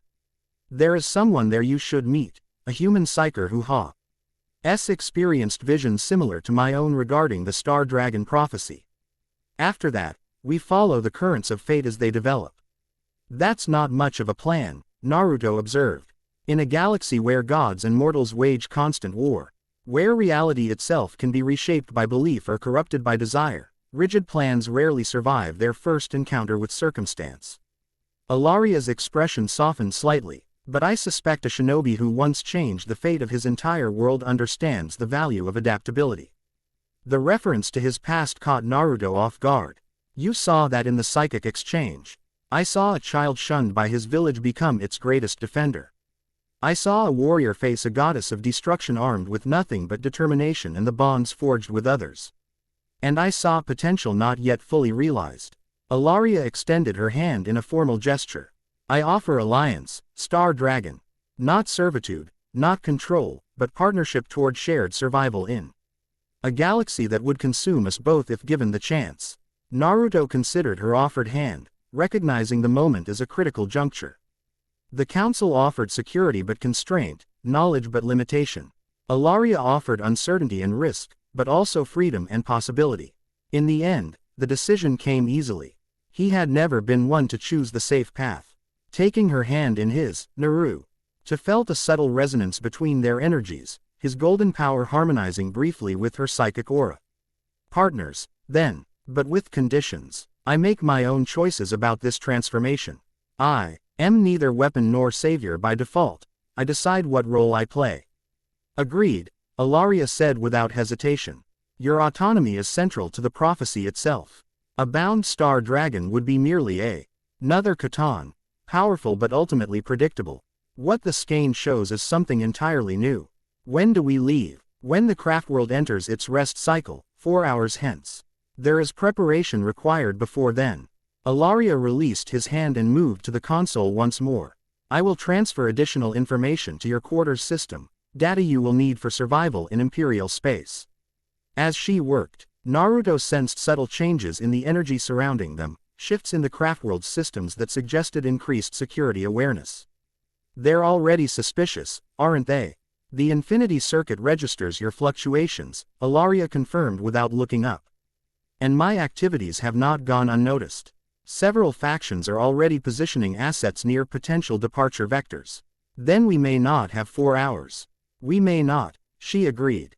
But a premature departure triggers active rather than passive security protocols. The timing must balance opposing risks. As if summoned by her words, the lighting throughout the quarters shifted subtly toward amber, a change that drew an immediate frown from Ellaria. Security elevation, she explained. Fingers moving faster across the console. Sooner than anticipated, Warlock Valinar must have detected our energy resonance when we made contact. How much time do we have? Naruto asked, already mentally cataloging the limited possessions he'd acquired since arriving. Minutes, not hours. Ellaria completed her work on the console and turned to face him. My vessel is docked in the secondary observatory, 2 segments distant. We will need to traverse a significant portion of the craftworld while avoiding detection. Avoiding detection is what shinobi do best, Naruto replied with a confidence that wasn't entirely false. Lead the way, and I'll handle interference if necessary. Ellaria's expression suggested she wasn't entirely convinced by his bravado, but she nodded nevertheless. Follow closely. Craftworld architecture responds differently to Eldar psychic signatures. Doors and passages that open for me may remain sealed for you if we're separated. As they prepared to leave, Ellaria retrieved a small crystalline device from her robes and pressed it into Naruto's hand. A translator matrix. It will facilitate communication with non-Eldar species we encounter. The device adapts to your neural patterns. Simply keep it in physical contact for the initial synchronization. The crystal warmed in Naruto's palm, tiny filaments of light extending into his skin momentarily before retracting. The sensation was strange but not painful, reminiscent of medical chakra techniques from his home dimension. Ready? Ellaria asked, hand poised over the door control. Naruto nodded, golden energy swirling just beneath his skin, prepared but contained.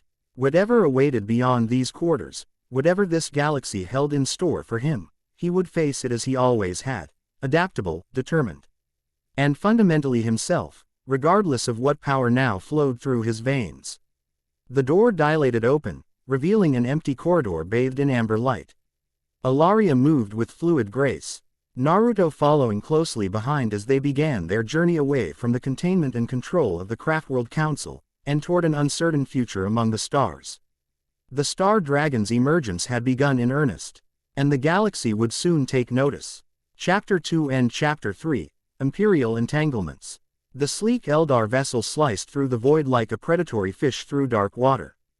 Unlike the blocky, Industrial aesthetic of Imperial craft are the grotesque organic forms of Tyranid bioships. Eldar vessels embodied a perfect fusion of function and artistry. The craft, Officii, allied designated as a Shadowhunter scout ship but personally modified by Ilaria, was approximately 60 meters in length with a gracefully tapered hull of wraithbone and psycho-reactive crystal. Naruto stood in the observation dome, watching stars streak past as they traveled through real space. The transparent dome offered an unobstructed view of the cosmos, protected from the void by energy fields rather than physical barriers. The stars looked different here, some tinted with colors his eyes had never registered in his home dimension, others pulsing with rhythms that seemed almost alive. "Beautiful, isn't it?" Ilaria's voice came from behind him as she entered the dome. Even in an age of darkness, the galaxy retains its capacity for wonder. "Different from home," Naruto replied, turning to face her. "Our stars were just stars. These feel like they're watching back." 3 days had passed since their abrupt departure from the craft world. Their escape had proven more challenging than anticipated. Warlock Valinar's faction had moved faster than Ilaria predicted, nearly intercepting them at the docking bay. The confrontation had given Naruto his first opportunity to witness Ilaria's combat capabilities directly. She fought with a fluid grace that made even elite shinobi seem clumsy by comparison, her witch blade cutting through reality itself while psychic energies NCED around her like living extensions of her will. "Your perception is accurate," Ilaria confirmed, joining him at the viewport. "The barrier between material space and the immaterium has thinned over millennia. Stars in this galaxy aren't merely fusion reactions, they're semi-sentient entities that remember when the old ones still walked among younger races." She had been more forthcoming with information since their departure, explaining aspects of this universe that the Craftworld archives had deemed too sensitive for outsider access. The history she shared painted a picture of a galaxy far older and more complex than Naruto had initially realized, a place where gods had risen and fallen multiple times, where entire civilizations had been born and extinguished in cosmic cycles spanning billions of years. "You said we're approaching Imperial space?" Naruto asked, gesturing toward a particular cluster of stars that seemed somehow more ordered than the surrounding cosmos. "The outermost territories of the Imperium of Man," Ilaria confirmed. "Specifically, the Helix Cluster, a region containing approximately 300 settled worlds of varying technological development and strategic importance. Our destination lies on the frontier between Imperial space and what humans call the Halo stars. You mentioned a human psyker who's had visions about whatever I'm becoming." Naruto still found it difficult to conceptualize the transformation occurring within him. The golden energy now flowed constantly through his system, occasionally manifesting visibly when his emotions intensified. "What exactly are we hoping to learn from them?" "Confirmation, primarily," Ilaria replied, her silver eyes reflecting starlight. "My visions show multiple paths stemming from our meeting with this human, each revealing different aspects of your potential evolution. More practically, we require resources and intelligence that my people cannot provide. The transformation you undergo requires specific catalysts, encounters with energies and entities scattered throughout the galaxy." Conveniently vague, Naruto observed with a slight smile. "Your prophecies seem to provide just enough information to set events in motion without actually explaining what comes next." The comment earned him a rare flash of genuine amusement from Ilaria. "The frustration of every Farseer since time immemorial. We glimpse fragments of potential futures without context or certainty.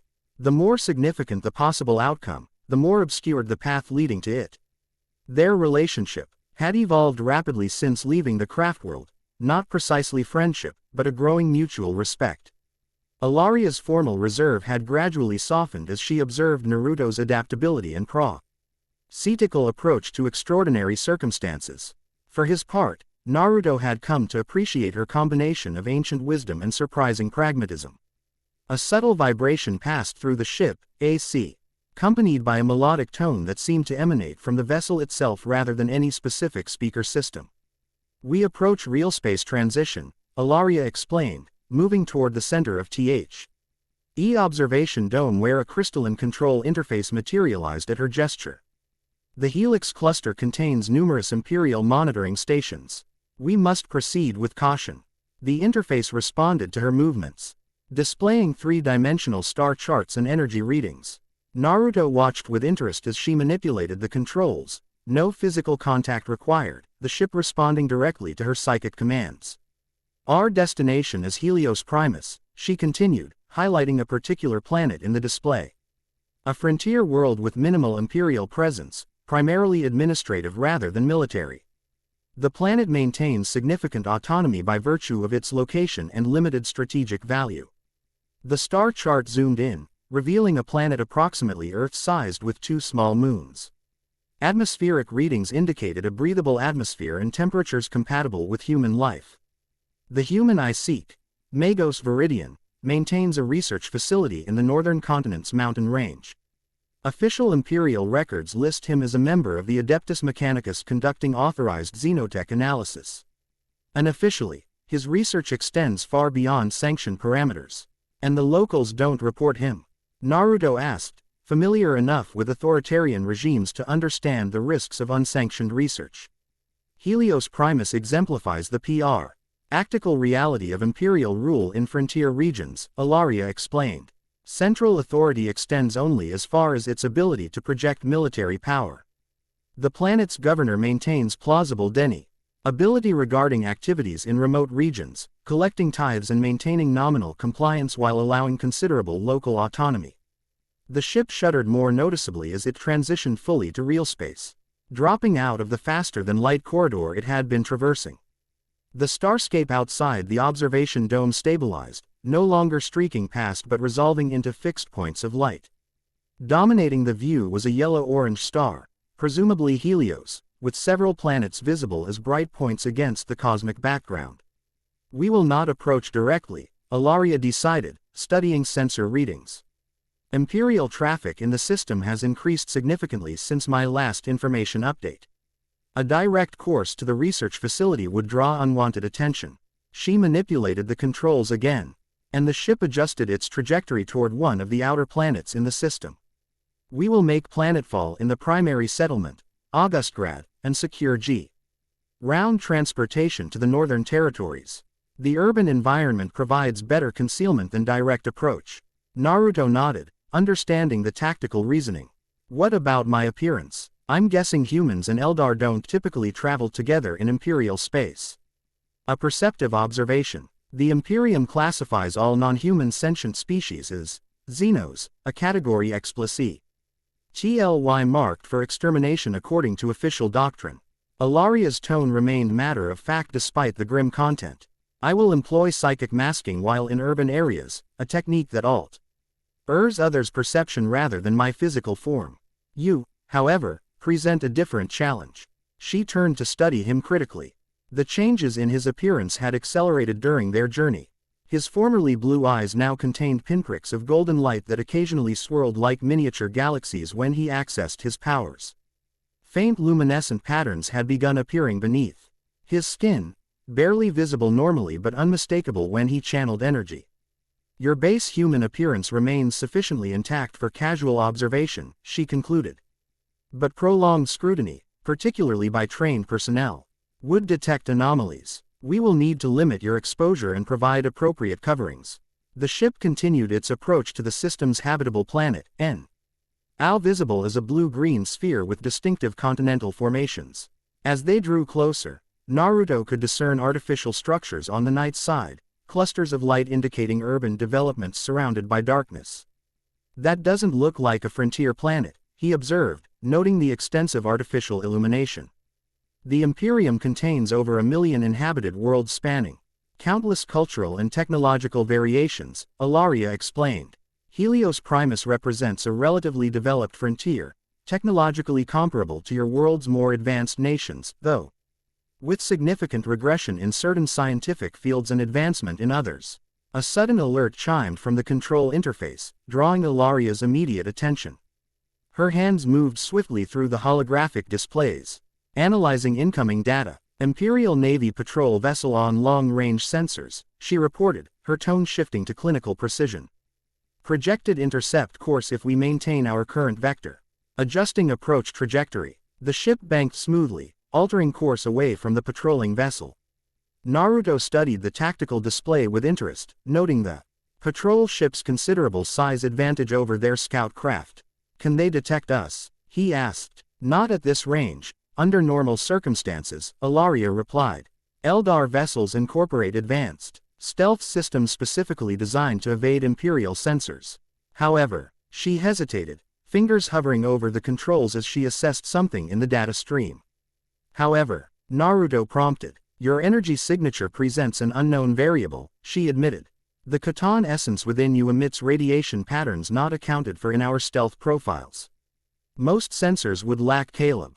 Ration to detect these patterns specifically, but anomalous readings might trigger general investigation protocols.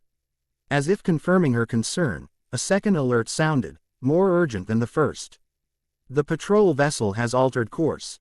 Ilaria confirmed, tension evident in her otherwise composed features. They've detected something, though likely not identified as specifically yet. Can we outrun them? Naruto asked, already calculating potential scenarios based on the limited information available to him. In open space, certainly. Eldar vessels significantly outperform Imperial craft in both real space and the webway. However, initiating obvious evasive maneuvers would confirm their suspicions and potentially draw additional attention. Ilaria's fingers danced across the controls, implementing subtle course adjustments. A more prudent approach is to maintain apparent normality while masking our energy signatures. She turned to face Naruto directly, her silver eyes intensely focused. I need you to suppress your energy output as completely as possible. Imagine it condensing inward, contracting to a single point at your core. Naruto nodded, closing his eyes to concentrate. He'd performed similar exercises countless times with chakra control, though the golden energy of the Khatan fragment responded differently to his commands. Where chakra had been like a familiar tool, this power felt almost sentient, responsive yet somewhat willful, requiring negotiation rather than simple direction. Focus on the hunger, came the merged voice of Kurama and something older. The fragment's nature is consumption. Draw the energy inward as if feeding upon itself. Following this guidance, Naruto visualized the golden energy flowing not outward but inward, creating a recursive loop that contained the radiation within his own body. The sensation was uncomfortable, like holding his breath underwater, but manageable for short periods. Effective, Ilaria acknowledged, monitoring the ship's sensors. Emission patterns have decreased below standard detection thresholds, maintaining current course with minimal propulsion signature. For tense minutes, they continue. Their approach toward the planet while the Imperial vessel adjusted its patrol pattern. Gradually, the distance between the ships increased as the patrol continued its predetermined route, apparent L.Y. satisfied that whatever anomalous reading it had detected was either insignificant or had disappeared. Crisis averted, temporarily, Ilaria announced as the Imperial ship disappeared from their sensors. Though this encounter suggests increased naval activity in this sector, a potential complication for our mission. Why would Imperial forces increase patrols in an otherwise unremarkable system? Naruto asked, relaxing his energy suppression gradually as the immediate danger passed. An excellent question with concerning implications, Ilaria replied. Increased military presence typic. Ally indicates either external threats or internal instability. Neither scenario benefits our objectives. The ship continued its approach to Helios Primus, now close enough for detailed surface scans. Ilaria adjusted their course toward the planet's largest continent, where the primary settlement of Augustgrad sprawled across a coastal plain. The city's layout followed the familiar pattern of man urban development, concentric circles expanding outward from an administrative center, with clear distinctions between wealthy and impoverished districts. We will make planetfall approximately 20 kilometers outside the city limits, Ilaria decided, identifying a suitable landing zone in a forested area. The ship's systems will maintain stealth protocols while we travel to the settlement via conventional means. As they descended through the upper atmosphere, Naruto observed the landscape below with increasing detail. Despite the alien context, much seemed familiar: forests and mountains, rivers cutting through valleys. Agricultural regions surrounding the urban center. Human civilization, it seemed, followed similar patterns regardless of which dimension it inhabited. The ship touched down with barely a whisper in a small clearing surrounded by dense coniferous forest. The landing ramp extended automatically as environmental systems confirmed breathable atmosphere and acceptable temperature ranges. We should prepare for surface conditions, Ilaria advised, moving toward a storage compartment that opened at her approach. From within, she retrieved 2 sets of clothing, distinctly different from her Eldar robes or Naruto's tattered shinobi attire. Imperial frontier fashion, she explained, handing one set to Naruto. Unremarkable enough to avoid attention yet practical for our purposes. The materials incorporate subtle hexagrammic wards that help mask psychic signatures, useful given your current emissions. Naruto examined the clothing: heavy boots, durable trousers, a high-collared shirt, and a long coat with numerous concealed pockets. The style reminded him vaguely of civilian attire from some of the more industrialized regions of his home dimension. What about weapons? He asked practically. I'm assuming we can't just walk around with obvious armaments in an imperial settlement.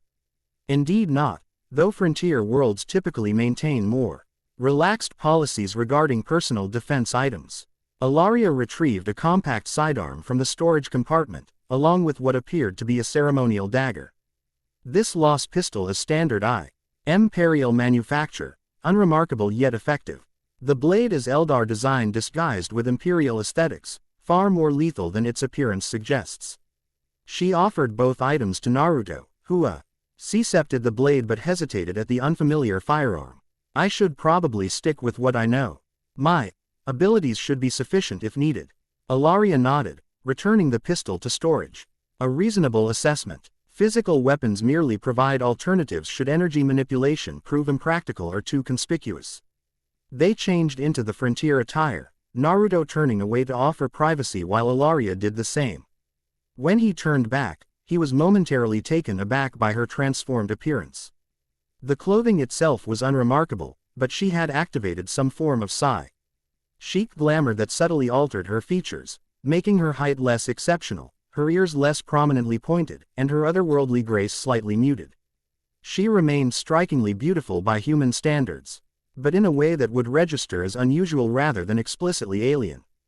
The disguise is psychic rather than physical, she explained, noting his surprise. It functions by influencing observers' perception rather than altering my actual form. Those with significant psychic sensitivity might see through it, but ordinary humans will perceive me as merely unusual rather than Xenos. Impressive, Naruto acknowledged. We had transformation techniques back home, but they were physical alterations requiring constant chakra maintenance. The limitations of working solely within material reality, Ilaria observed. Eldar psychic techniques operate partially through the immaterium, creating effects that persist without continuous effort. With preparations complete, they ited the vessel into the crisp morning air of Helios Primus. The ship's external appearance shimmered as advanced hololithic projectors activated, rendering it virtually invisible to casual observation. Sophisticated sensor baffles would prevent detection by all but the most advanced Imperial scanning technology. The settlement lies approximately 20 kilometers southwest, Ilaria indicated, consulting a compact data slate she had retrieved from her coat. Local transportation networks include roads connecting outlying agricultural regions to the urban center. We should intersect a primary route within 3 kilometers. They set off through the forest, moving at a brisk pace that covered ground efficiently without drawing on obvious superhuman abilities. Naruto adjusted quickly to the slightly higher gravity of Helios Primus, approximately 1.15 times that of his home world according to Ilaria's briefing. The air carried unfamiliar scents, local flora distinct from anything in his experience, with underlying industrial notes suggesting the planet's moderate level of industrialization. What's our plan once we reach the settlement? Naruto asked as they walked. Initial reconnaissance and intelligence gathering. Ilaria replied. We require updated information regarding local conditions before attempting to contact Magos Viridian. The increased Imperial presence suggests political instability that wasn't present during my last assessment of this region. How long ago was your last assessment? Approximately 70 standard Terran years, Ilaria admitted. A relatively brief interval by Eldar standards, but potentially spanning multiple human generations in frontier governance. The revelation of her potential age surprised Naruto, though he recalled Raiden. That Eldar lifespans extended for centuries or even millennia under normal circumstances. It provided context for her occasional air of patience when explaining concepts she had likely witnessed the rise and fall of human civilizations throughout her lifetime. After approximately an hour's hike, they emerged from the forest onto cultivated land, extensive fields of grain-like crops stretching toward the horizon. Agricultural servitors, hard mechanical human workers, operated harvesting equipment in the distance, too far away to notice their presence at the field's edge. Imperial agri-production, Ellaria observed, relatively primitive by historical standards but efficient enough to sustain planetary population and export requirements. They continued across the agricultural region, eventually intersecting a paved roadway as Ellaria had predicted. The road carried moderate traffic, primarily cargo haulers transporting agricultural products toward the settlement, along with occasional passenger vehicles of varying quality. Ground transportation would be prudent, Ellaria decided, observing the traffic patterns. Walking directly into the settlement would draw unnecessary attention. They positioned themselves at what appeared to be a designated waiting area, where several local workers already stood. Within minutes, a large transport vehicle approached, clearly IC transportation based on its utilitarian design and multiple entry points. The vehicle slowed as it reached their position, hydraulic doors hissing open to admit passengers. Ellaria handled the interaction, presenting locally standard currency tokens to the vehicle's operator, a heavy-set human with numerous augmetic implants suggesting previous military service.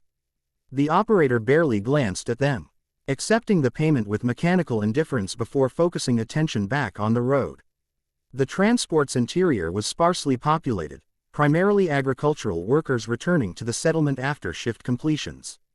Naruto and Ellaria selected seats near the rear, positioning themselves to observe other passengers while minimizing direct interaction. As the vehicle continued toward Augustgrad, Naruto studied the human inhabitants of this dimension with subtle interest. Physically, they appeared identical to humans from his world, though cultural differences were immediately apparent: clothing styles, implanted technology, and religious symbols unfamiliar to his experience. Many wore small icons depicting a two-headed eagle or stylized human forms with mechanical elements, symbols of the Imperium and Adeptus Mechanicus respectively, according to Ellaria's briefings. More concerning were the signs of political tension evident even in this mundane setting. Imperial propaganda posters lined the transport's interior, featuring stern-faced officials warning against sedition and heresy. Several passengers spoke in hushed tones, conversations ceasing whenever the vehicle passed checkpoints or security personnel. Increased security presence, Ellaria murmured quietly enough that only Naruto could hear. Military-grade augmetics on otherwise civilian security forces. Signs of recent unrest. Naruto nodded imperceptibly, having noticed the same indicators. The atmosphere reminded him of missions to politically unstable regions back in his dimension, the distinct tension of a population under increased scrutiny and control. The transport continued its journey, eventually entering the outskirts of Augustgrad proper. The transition from agricultural region to urban development was abrupt, massive hab blocks rising like cliffs from relatively undeveloped land. The architectural aesthetic was utilitarian bordering on oppressive, ferrocrete structures, designed for maximum population density with minimal consideration for aesthetics or comfort. As they penetrated deeper into the settlement, class stratification became increasingly apparent. Lower ISTRICTS featured crumbling infrastructure and visible poverty, while administrative and mercantile sectors displayed relative affluence through cleaner streets and more elaborate architecture.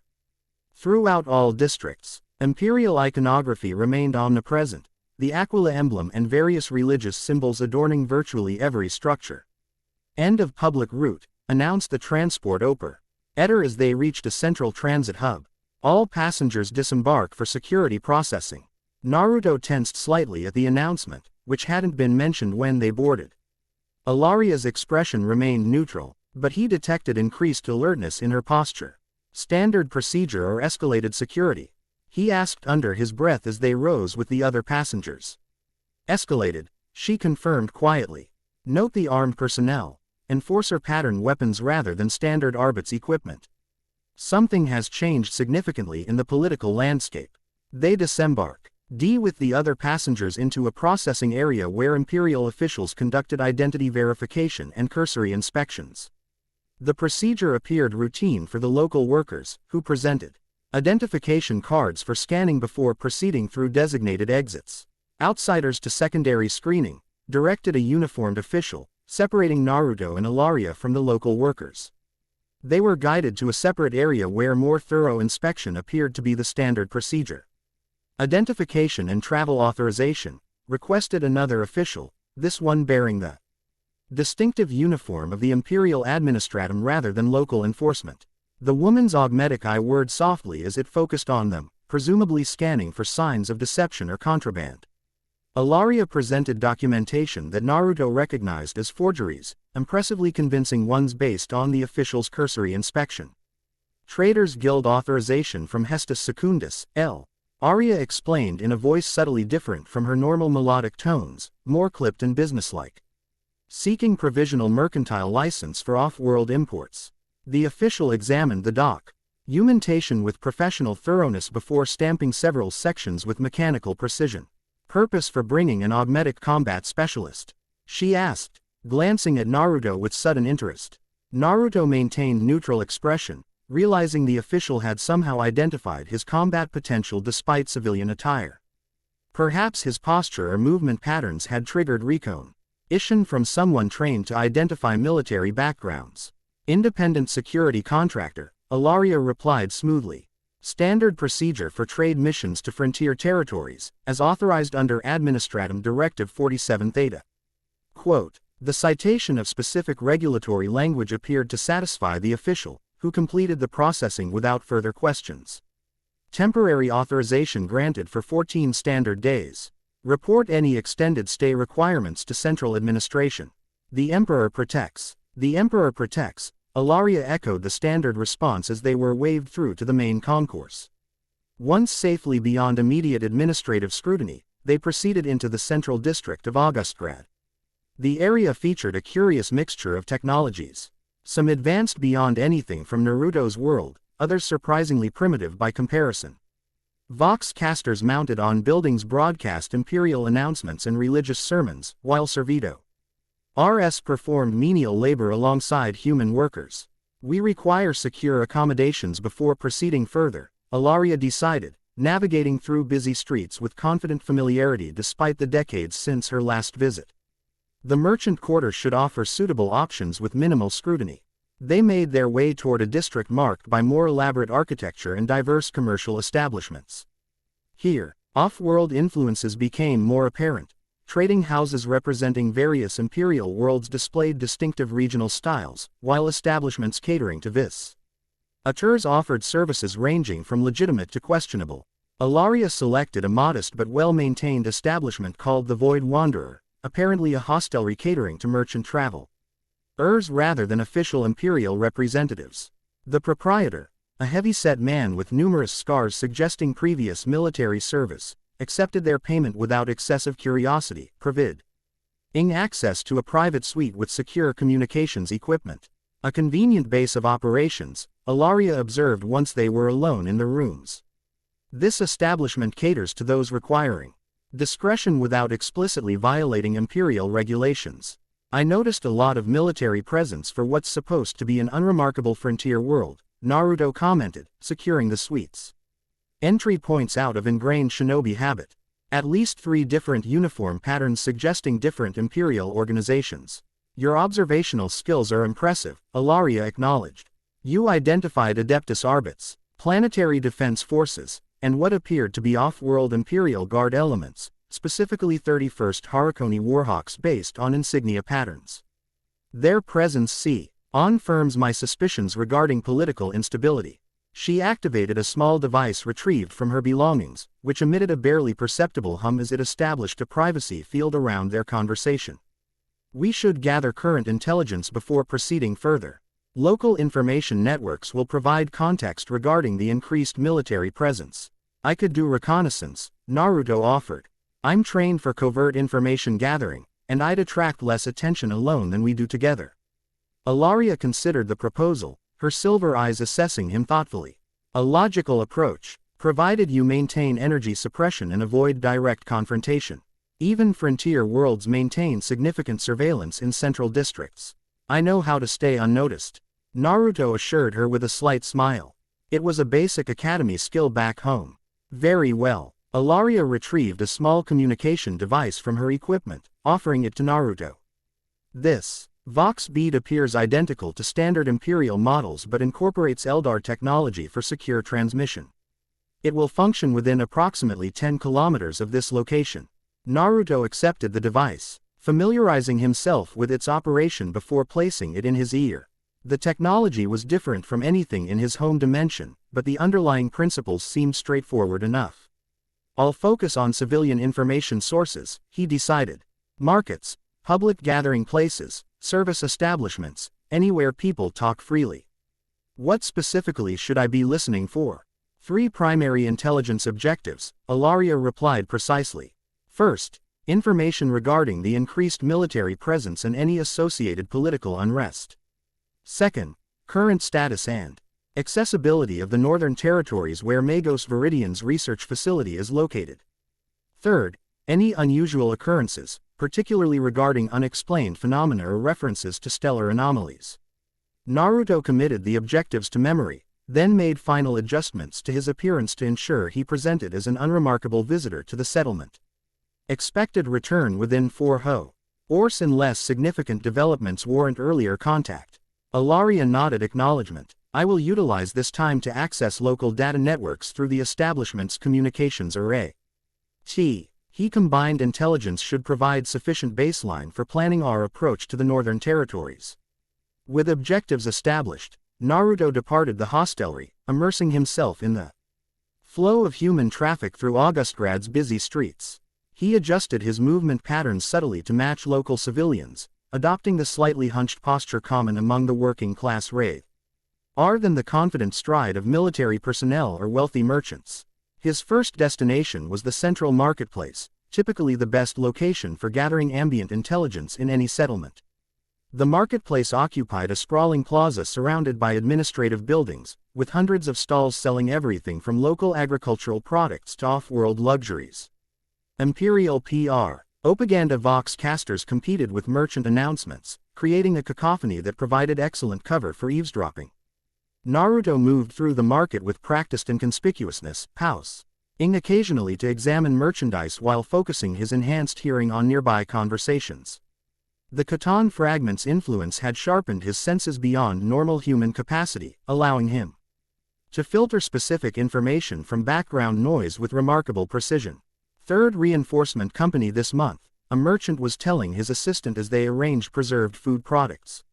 My cousin works loading supplies at the starport. Says they're bringing in heavy equipment now, chimeras and even a Lehman Russ battalion. The governor claims it's just routine rotation, his assistant replied skeptically. But nobody deploys armor against routine civil unrest. Quiet, the merchant hissed, noticing an Arbit's patrol approaching their position.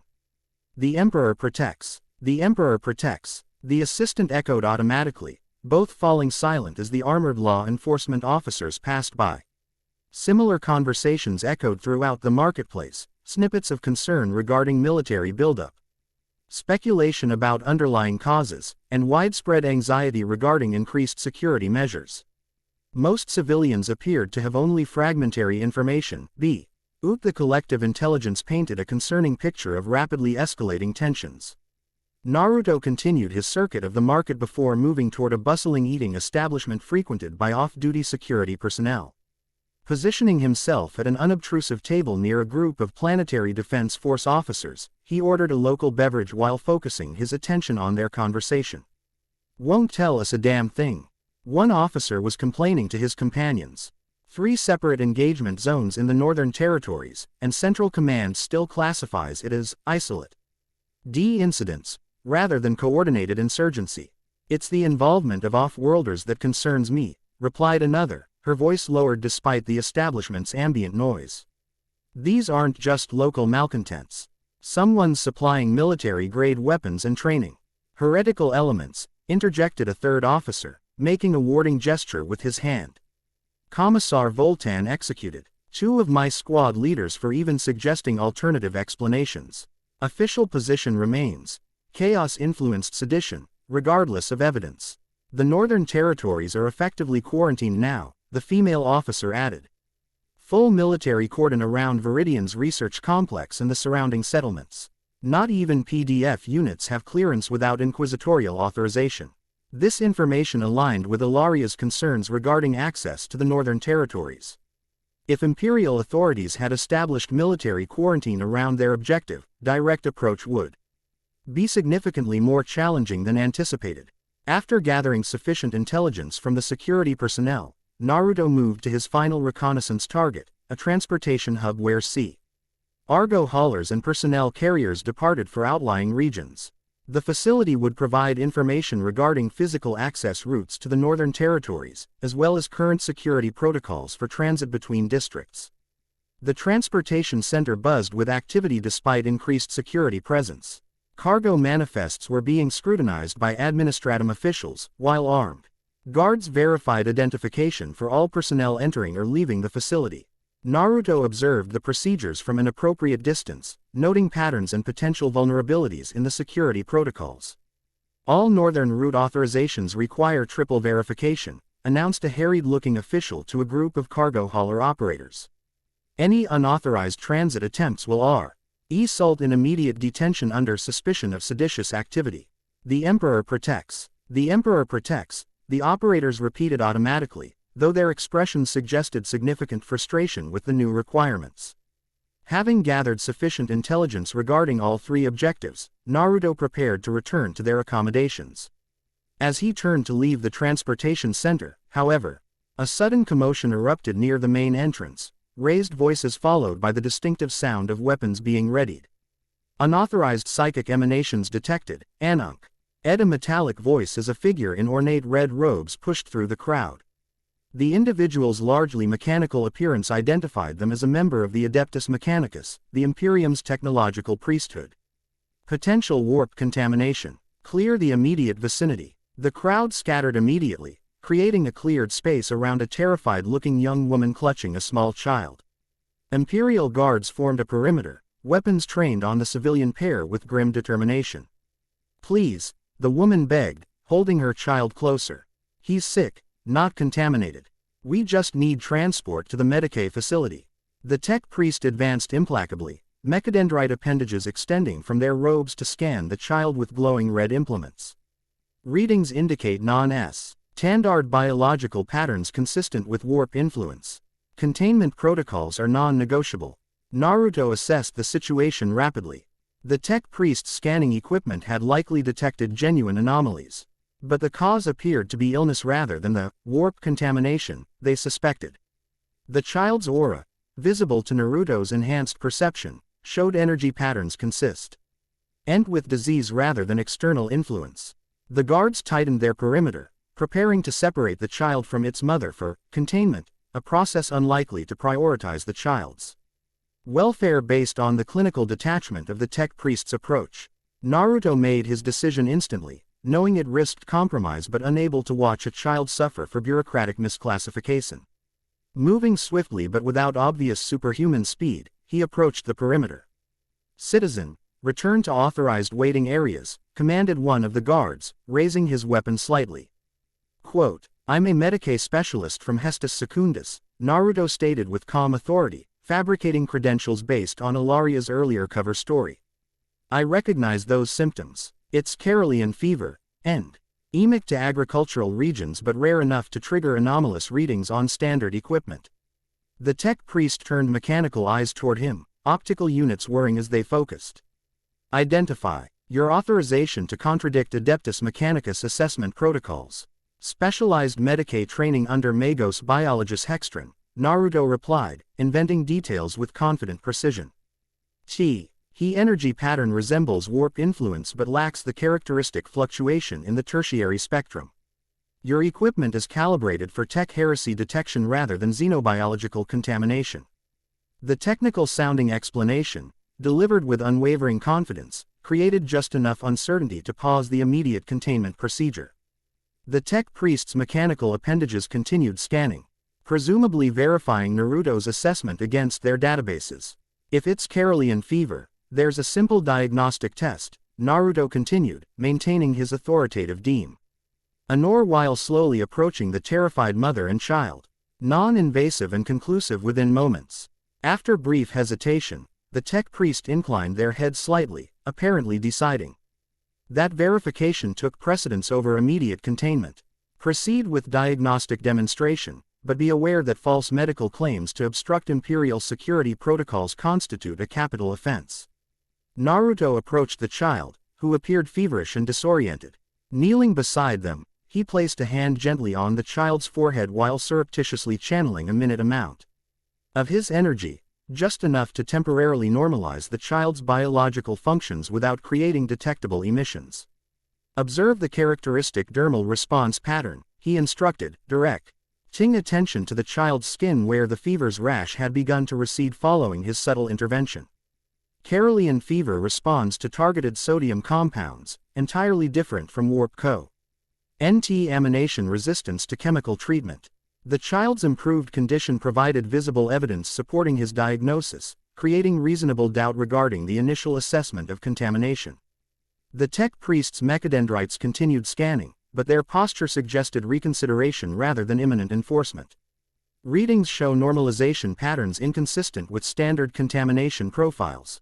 The tech priest finally acknowledged possibility of misclassification cannot be dismissed without further analysis. It wasn't a complete victory, but it created sufficient uncertainty to prevent immediate separation of the child from its mother. The guards maintained their perimeter but lowered their weapons slightly as the tech priest continued more detailed scans. The appropriate protocol would be transferring both subjects to a Medicaid facility for proper quarantine and treatment, Naruto suggested, providing a face-saving alternative that would keep the family together while addressing legitimate concerns about potential contagion. After what appeared to be internal consultation with implanted logic systems, the tech priest finally nodded. Revised assessment accepts possibility of biological rather than warp-based anomaly. Medicaid containment protocols will be implemented as precautionary measure. Transport will be arranged immediately. The other's expression transformed from terror to profound relief as she clutched her child closer. Thank you, she whispered to Naruto as guards escorted them toward a Medicaid transport rather than a detention vehicle. The Emperor guided you to us today. Just fortunate timing, Naruto replied quietly, maintaining his cover persona while retreating from the scene before additional scrutiny could be applied to his own credentials. He departed the transportation center through a side entrance, maintaining casual pace while putting appropriate distance between himself and the incident. And he had navigated several blocks away did he activate the communication device Ilaria had provided. Reconnaissance complete, he reported concisely. Primary intelligence objectives achieved, but potential complication arose. Returning to base location now. Acknowledged, came Ilaria's response through the device. Approach with caution. Security patterns have shifted in central districts during your absence. Naruto adjusted his route accordingly, taking a more circuitous path back toward their accommodations while remaining alert for increased enforcement presence. As he traversed the merchant quarter, he noted additional security checkpoints had indeed been established at major intersections, officers scanning identification and occasionally conducting more thorough inspections of selected individuals. He navigated around the most conspicuous checkpoints, utilizing side streets and service corridors to minimize exposure to official scrutiny. The skills that had served him as a shinobi translated effectively to this new environment: observation, timing, and the ability to project non-threatening presence when direct avoidance was impossible. Upon reaching the Void Wanderer, Naruto noted no obvious security presence targeting their specific location. He entered using the access codes provided during check-in, proceeding directly to their suite without unnecessary interaction with other guests or staff. Ilaria awaited his return, surrounded by hololithic displays projected from equipment she had apparently assembled during his absence. The displays showed various data feeds, news broadcasts, security alerts, and what appeared to be intercepted communications from Imperial authorities. Your reconnaissance efforts were productive, she inquired as he secured the door behind him. Confirmed increased military presence throughout the settlement, Naruto reported, removing the communication device from his ear. Multiple Imperial organizations including off-world guard units. Northern territories under full quarantine with military cordon established around our primary objective. Official explanation cites chaos-influenced sedition, though security p. Personal express skepticism regarding this classification. Ilaria absorbed this information with thoughtful consideration, manipulating the hololithic displays to correlate with his verbal report. Quote, "The data I've accessed supports your findings. Approximately 3 standard months ago, Imperial authorities began significant military buildup in this system, coinciding with reports of unrest in outlying territories." What triggered the response? Naruto asked, studying the displayed information with interest. This seems excessive for routine civil unrest. That remains unclear from available data, Ilaria replied. Official Imperial communications are heavily censored, but I've identified patterns suggesting involvement of specialized organizations, specifically the Inquisition's Ordo Malleus division, which focuses on warp-based threats. I encountered something related, Naruto added, describing the incident with the tech priest and the child. They're actively scanning for what they call warp contamination, even in public transportation centers. The response was immediate and would have been severe without intervention. Ilaria's expression shifted subtly, indicating concern. Your direct involvement was an unnecessary risk, though understandably motivated. More significantly, the deployment of psychic detection equipment in civilian areas suggests extreme alert status regarding potential warp incursion. Quote, "Which complicates our approach to this Magos Viridian," Naruto concluded. "If they're specifically scanning for energy anomalies, my presence becomes much harder to conceal." Precisely, Ilaria confirmed, manipulating the displays to show geographical data for the northern territories. Direct approach through Imperial checkpoints would expose you to multiple layers of detection equipment specifically calibrated for identifying non-standard energy signatures. What about indirect approaches? Terrain features that might allow bypassing the cordon. Limited options exist, Ilaria acknowledged, highlighting mountainous regions surrounding their objective. The research facility is situated within a mountain range with difficult terrain intentionally selected for natural security advantages. However, she adjusted the display, zooming in on a particular section of the mountains. Subterranean features might provide alternative access. His historical records indicate extensive mining operations in this region during early colonization. Many tunnel networks were abandoned rather than sealed when more accessible resources were discovered. Those would likely be guarded as well if the Imperials are thorough, Naruto observed. Correct, but with significantly reduced presence compared to primary checkpoints, Ilaria replied. More importantly, underground environments provide natural shielding against certain detection methods, particularly orbital surveillance. She deactivated the displays with a gesture, expression turning thoughtful. However, our immediate concern must be the changed circumstances regarding Magos Viridian himself. If Imperial authorities have established containment around his research facility, his status may have changed significantly since my last information. You think they might have arrested him? Possible, though the Adeptus Mechanicus maintains considerable autonomy even within Imperial hierarchy, Ilaria explained. More likely, his research has either drawn unwanted attention or produced results significant enough to warrant military quarantine. Either scenario complicates our objectives. So we need updated information about Viridian specifically before attempting to reach the research facility, Naruto concluded. Precisely, and such information will not be available through public channels or standard data networks. Ilaria's silver eyes focused on him with renewed intensity. We require access to secured Imperial communications, specifically, administrative channels between the planetary governor's office and the military cordon command. That sounds considerably more challenging than market reconnaissance, Naruto observed dryly. I'm assuming these communications are heavily protected by both technological and physical security measures, Ilaria confirmed. The central administrative complex houses the primary communication array linking planetary government with Imperial authorities. Access is restricted to authorized personnel with appropriate clearance levels. And you want me to infiltrate this facility to access these communications, Naruto surmised. It wasn't a question. The logical progression was clear enough. Your abilities make you uniquely suited to such an operation, Ilaria acknowledged. particularly your energy manipulation capabilities, which could bypass security systems designed to detect conventional intrusion methods. Naruto considered the proposal carefully. The risk level had increased dramatically from simple reconnaissance, potentially exposing him to dedicated Imperial security forces rather than routine patrols. However, without accurate information regarding Viridian's status, their entire mission might prove futile or lead them into prepared ambush. "I'll need detailed information about the facility's layout and security systems," he said finally. "And a clear extraction plan if things go wrong." "I anticipated your agreement," Ilaria replied with the barest hint of satisfaction. She reactivated the hololithic displays, now showing architectural schematics for a massive Gothic structure dominating Augustgrad's central district. The administratum complex contains 14 primary levels, with secure communications housed in sub-level 3. Security includes both technological measures and human personnel, approximately 60 guards during night cycle, with additional servitor units programmed for intruder response. Naruto studied the schematics with professional interest, identifying potential entry points, patrol patterns, and security vulnerabilities.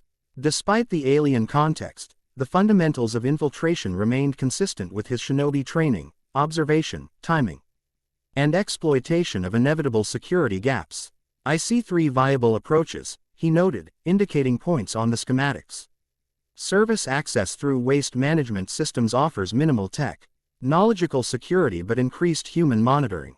Roof entry through environmental regulation systems provides better technological bypass but more complex navigation.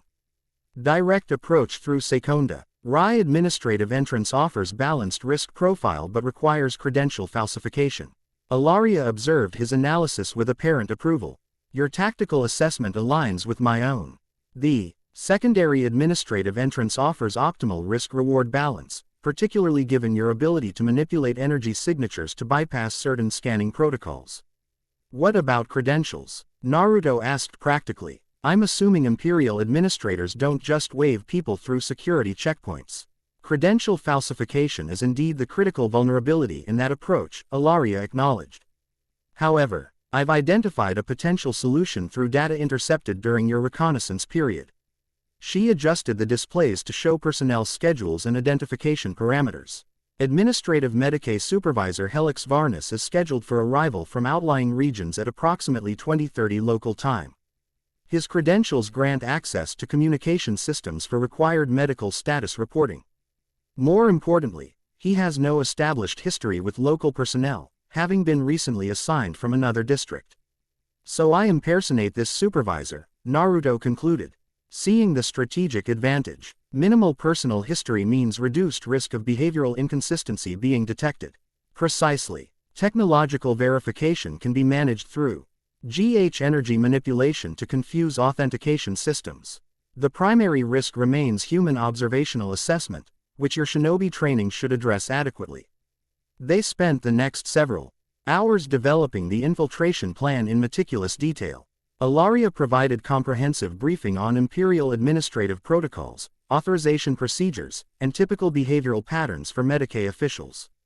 Naruto absorbed the information efficiently, correlating it with his observations during reconnaissance to create a convincing persona.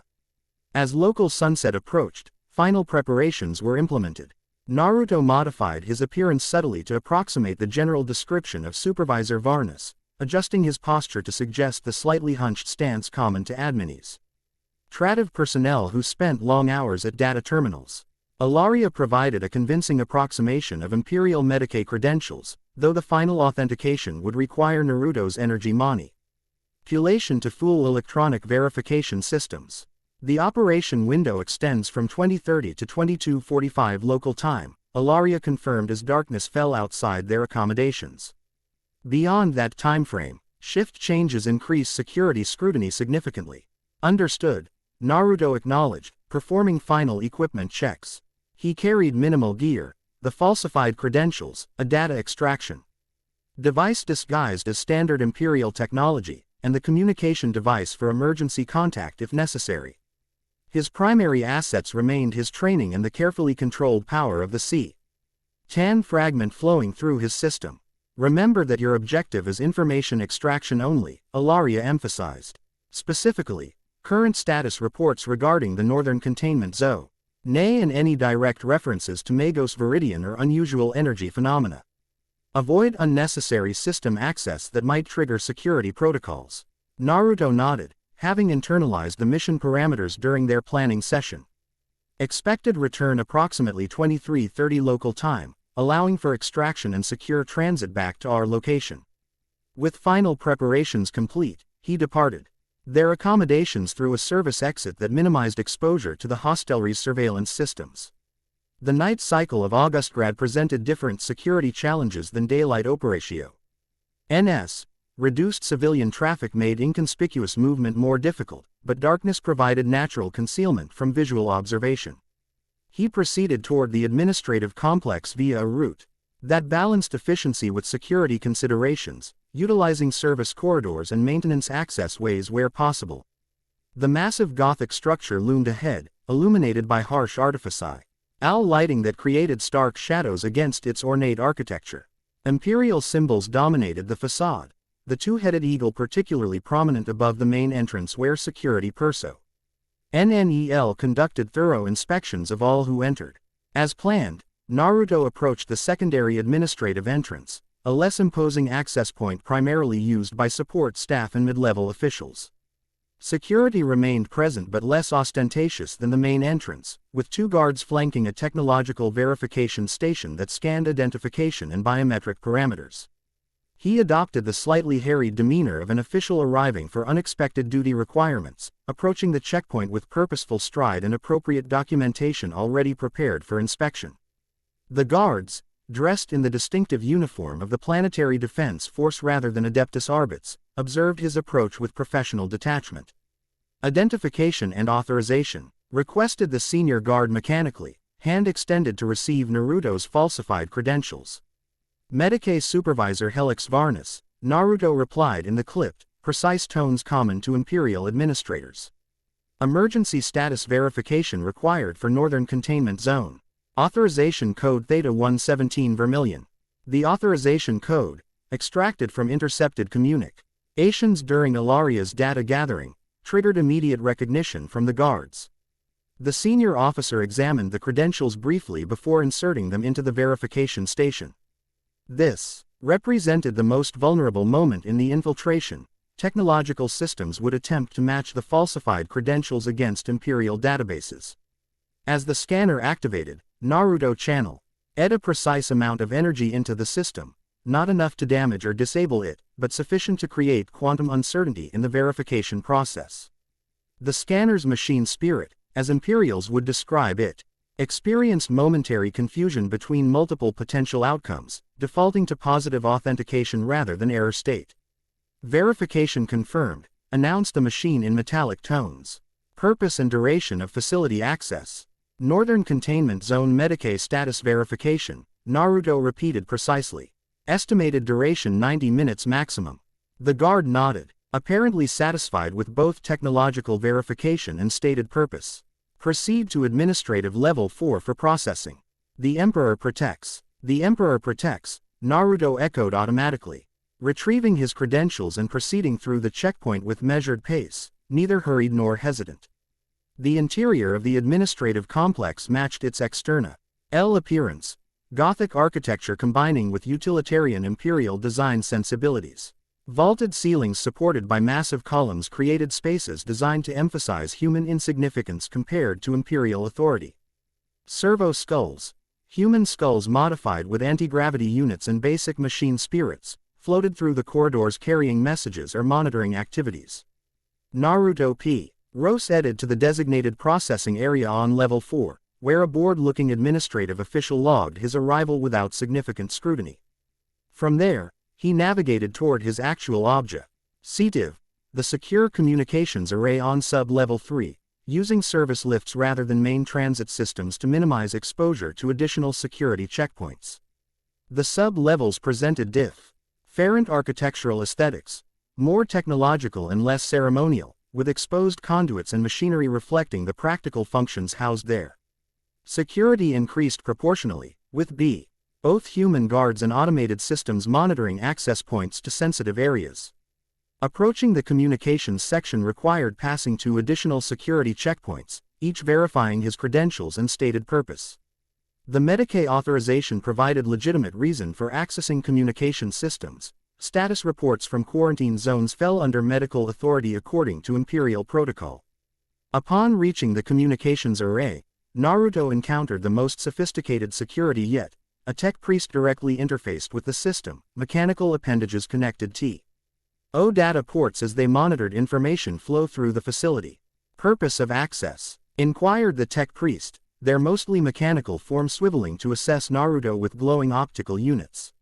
Northern Containment Zone Medicae status verification. Naruto repeated his cover story with perfect consistency. Specifically, anomalous biological readings requiring correlation with baseline data. The tech priest studied him silently for uncomfortably long moments before responding. Terminal 7 is designated for Medicae access. Duration limitation of 20 minutes imposed due to ban. Width requirements for priority communications. Understood and accepted. Naruto acknowledged, proceeding to the designated terminal with appropriate deference to the tech priest's authority.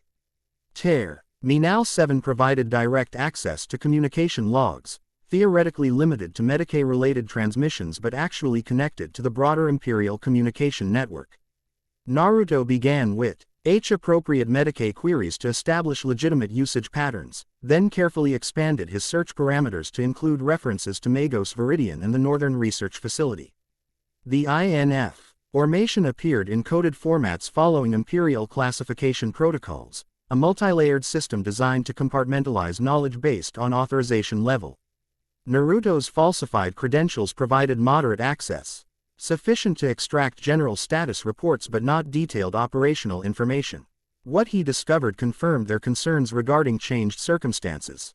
Verity. Anne's research facility had indeed been placed under military quarantine approximately 3 standard months ago following what reports described as anomalous energy discharge events of concerning magnitude. The Magos himself remained active within the facility but under direct inquisitorial observation, with all research outputs subject to immediate classification and containment. More concerning were references to stellar anomaly correlation and potential Catan energy signature detection, phrases that appeared in heavily redacted sections but clearly indicated Imperial authorities had detected something directly relevant to Naruto's transformed nature. He continued extracting information methodically, copying key data to the device provided by Ilaria while maintaining appropriate cover activities on the visible terminal interface. The 20-minute limitation imposed significant pressure, requiring careful prioritization of information targets. As the allocated time neared completion, Naruto focused on practical access information, security protocols, patrol patterns, and topographical data for the region surrounding the research facility. This information would prove crucial for planning their approach through the military cordon. Just as he completed the primary data extraction, an alert tone sounded from nearby terminals. The tech priest's mechanical components whirred with increased activity as they processed incoming information. Security alert initiated in Central District, announced the tech priest to all personnel in the communications section. Unauthorized psychic activity detected in proximity to administrative complex. All non-essential personnel will remain at stations until containment is confirmed. Naruto maintained outward calm while internally reassessing his extraction options. The alert didn't appear directly related to his presence, but increased security awareness would complicate his departure from the facility. Completing his authorized time at the terminal, he disconnected the data device and prepared to exit according to established protocols. Medicae verification complete, he informed the tech priest as required. Request authorization to return to Medicae Coordination Center for analysis implementation. The tech priest's optical units focused on him with uncomfortable intensity, mechanical appendages still processing data from multiple sources simultaneously. Security protocols override standard authorization during alert status. Remain at designated station until containment confirmation received. T.S. development threatened the entire operation timeline. Extended presence in the facility increased risk of credential verification discrepancies being discovered, particularly if the real Medicae Advisor Varnus attempted to access systems during the security lockdown. Naruto weighed options quickly, assessing potential courses of action against their respective risks. Creating a diversion MiG-HT facilitate extraction but would increase overall security response. Attempting to bypass security through alternative routes risked encounter with patrols specifically searching for intruders. Rima, Eining in place avoided immediate suspicion but extended exposure to potential discovery. Before he could implement any extraction plan, however, the facility's lighting shifted to red emergency alarm. I-Nation as alarm tones sounded through the communication section.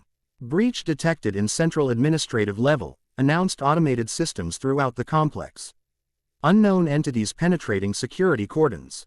All personnel implement station defense protocols immediately. The tech priest disconnected from their interface ports with surprising speed, mechanical limbs reconfiguring into what appeared to be weapon systems. Combat configurations authorized. Defense priority alpha assigned to communication systems. Whatever had breached the administrative complex apparently represented a significant enough threat to override normal security procedures. Guards throughout the communication section activated additional weapon systems built into the architecture itself, while administrative personnel retreated to designated shelter areas. The chaos created both opportunity and additional threat for Naruto's extraction. Reduced attention on individual personnel movements would facilitate his departure. But active weapon systems and combat-ready security forces presented new obstacles. All Medicaid personnel report to emergency response coordination, came a broadcast announcement through the facility's Vox system. Casualty projections indicate requirement for all available Medicaid assets. The announcement provided perfect cover for movement, aligning with Naruto's established identity. He proceeded toward the exit with appropriate urgency, joining other support personnel responding to the emergency conditions. As he reached the primary corridor leading toward upper levels, the nature of the security breach became apparent. The sounds of weapons fire echoed from adjacent sections, accompanied by what could only be described as unnatural shrieking, sounds no human throat could produce. Warp incursion confirmed, announced security systems throughout the facility. Demonic entities identified in administrative levels 2 through 5. All personnel implement anti-warp protocols immediately. The announcement transformed the atmosphere instantly. Where professional urgency had predominated moments before, genuine terror now spread through the personnel around Naruto. Several made religious gestures or clutched imperial symbols worn as jewelry, whispering prayers under their breath as they moved. This development significantly complicated Naruto's situation.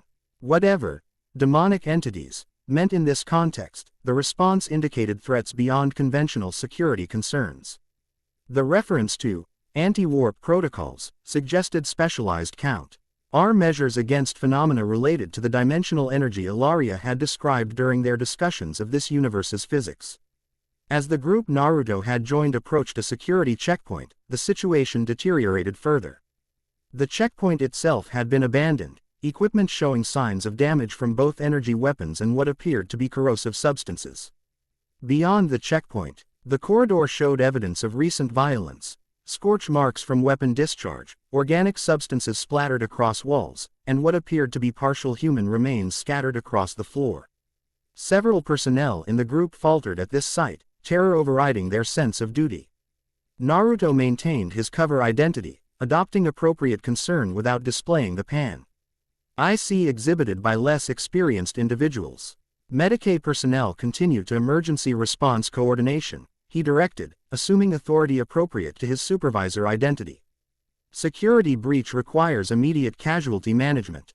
Quote, his authoritative tone stabilized the group temporarily, providing direction amid growing chaos. They continued through the damaged checkpoint, proceeding to ward upper levels where emergency response would logically be centered. As they reached a junction between corridors, however, direct confrontation with the intruding entities became unavoidable.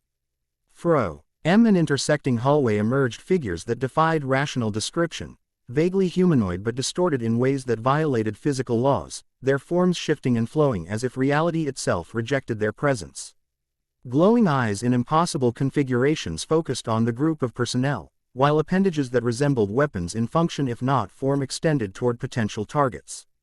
Warp entities, screamed one administrator before attempting to retreat.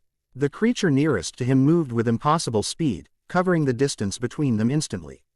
What followed couldn't properly be described as an attack. Rather, reality itself seemed to fold around the unfortunate human, his form distorting and eventually imploding as if reality had rejected his existence entirely.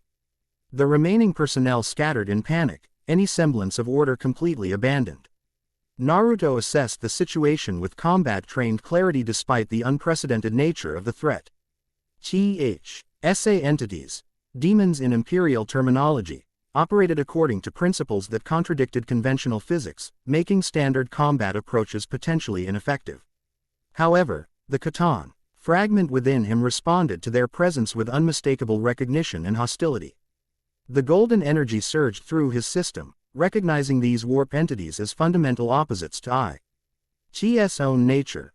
Where the Khatan represented material reality's fundamental forces, these creatures embodied the immaterial realm's chaotic potential. Maintaining cover identity became secondary to immediate survival. As one entity turned its attention toward him, distorted limbs extending to envelop him in the same reality warping field that had consumed the administrator, Naruto released precise control of his suppressed energy. Golden light erupted from his form as he channeled the Khatan power directly against the warp entity. Where the creature's presence distorted material reality, Naruto's energy reinforced it, creating a zone of hyperstabilized physical laws that rejected the demon's immaterial nature. The effect was immediate and dramatic. The entity recoiled as if physically struck, its form destabilizing where golden energy contacted its substance. A sound like reality itself screaming emerged from the creature as portions of its manifestation were forcibly converted to ethereal energy patterns incompatible with its warped nature. The remaining entities reacted with apparent recognition, focusing collective attention on Naruto with what could only be described as hatred transcending physical expression. They converged simultaneously, abandoned other potential victims to concentrate on the more significant threat he represented. Naruto responded by fully embracing the Khatan power flowing through his system. No longer concerned with concealment, he shaped the golden energy into physical manifestations, barriers of hyperdense reality that repelled warp intrusion. Followed by offensive projections that converted the very substance of the demons into material energy his Khatan nature could absorb. The corridor became a battleground between fundamental cosmic principles, material reality versus immaterial potential, order versus chaos, physical law versus emotional manifestation. Where the energies contacted, reality itself shuddered under the strain of contradictory principles attempting to occupy the same space. Naruto found himself operating on instinct rather than training, the Khatan fragment providing combat knowledge against these specific enemies that transcended his personal experience. He shaped golden energy into geometrically perfect constructs that trapped and contained warp entities, systematically reducing their manifestation potential until they could no longer maintain presence in material reality.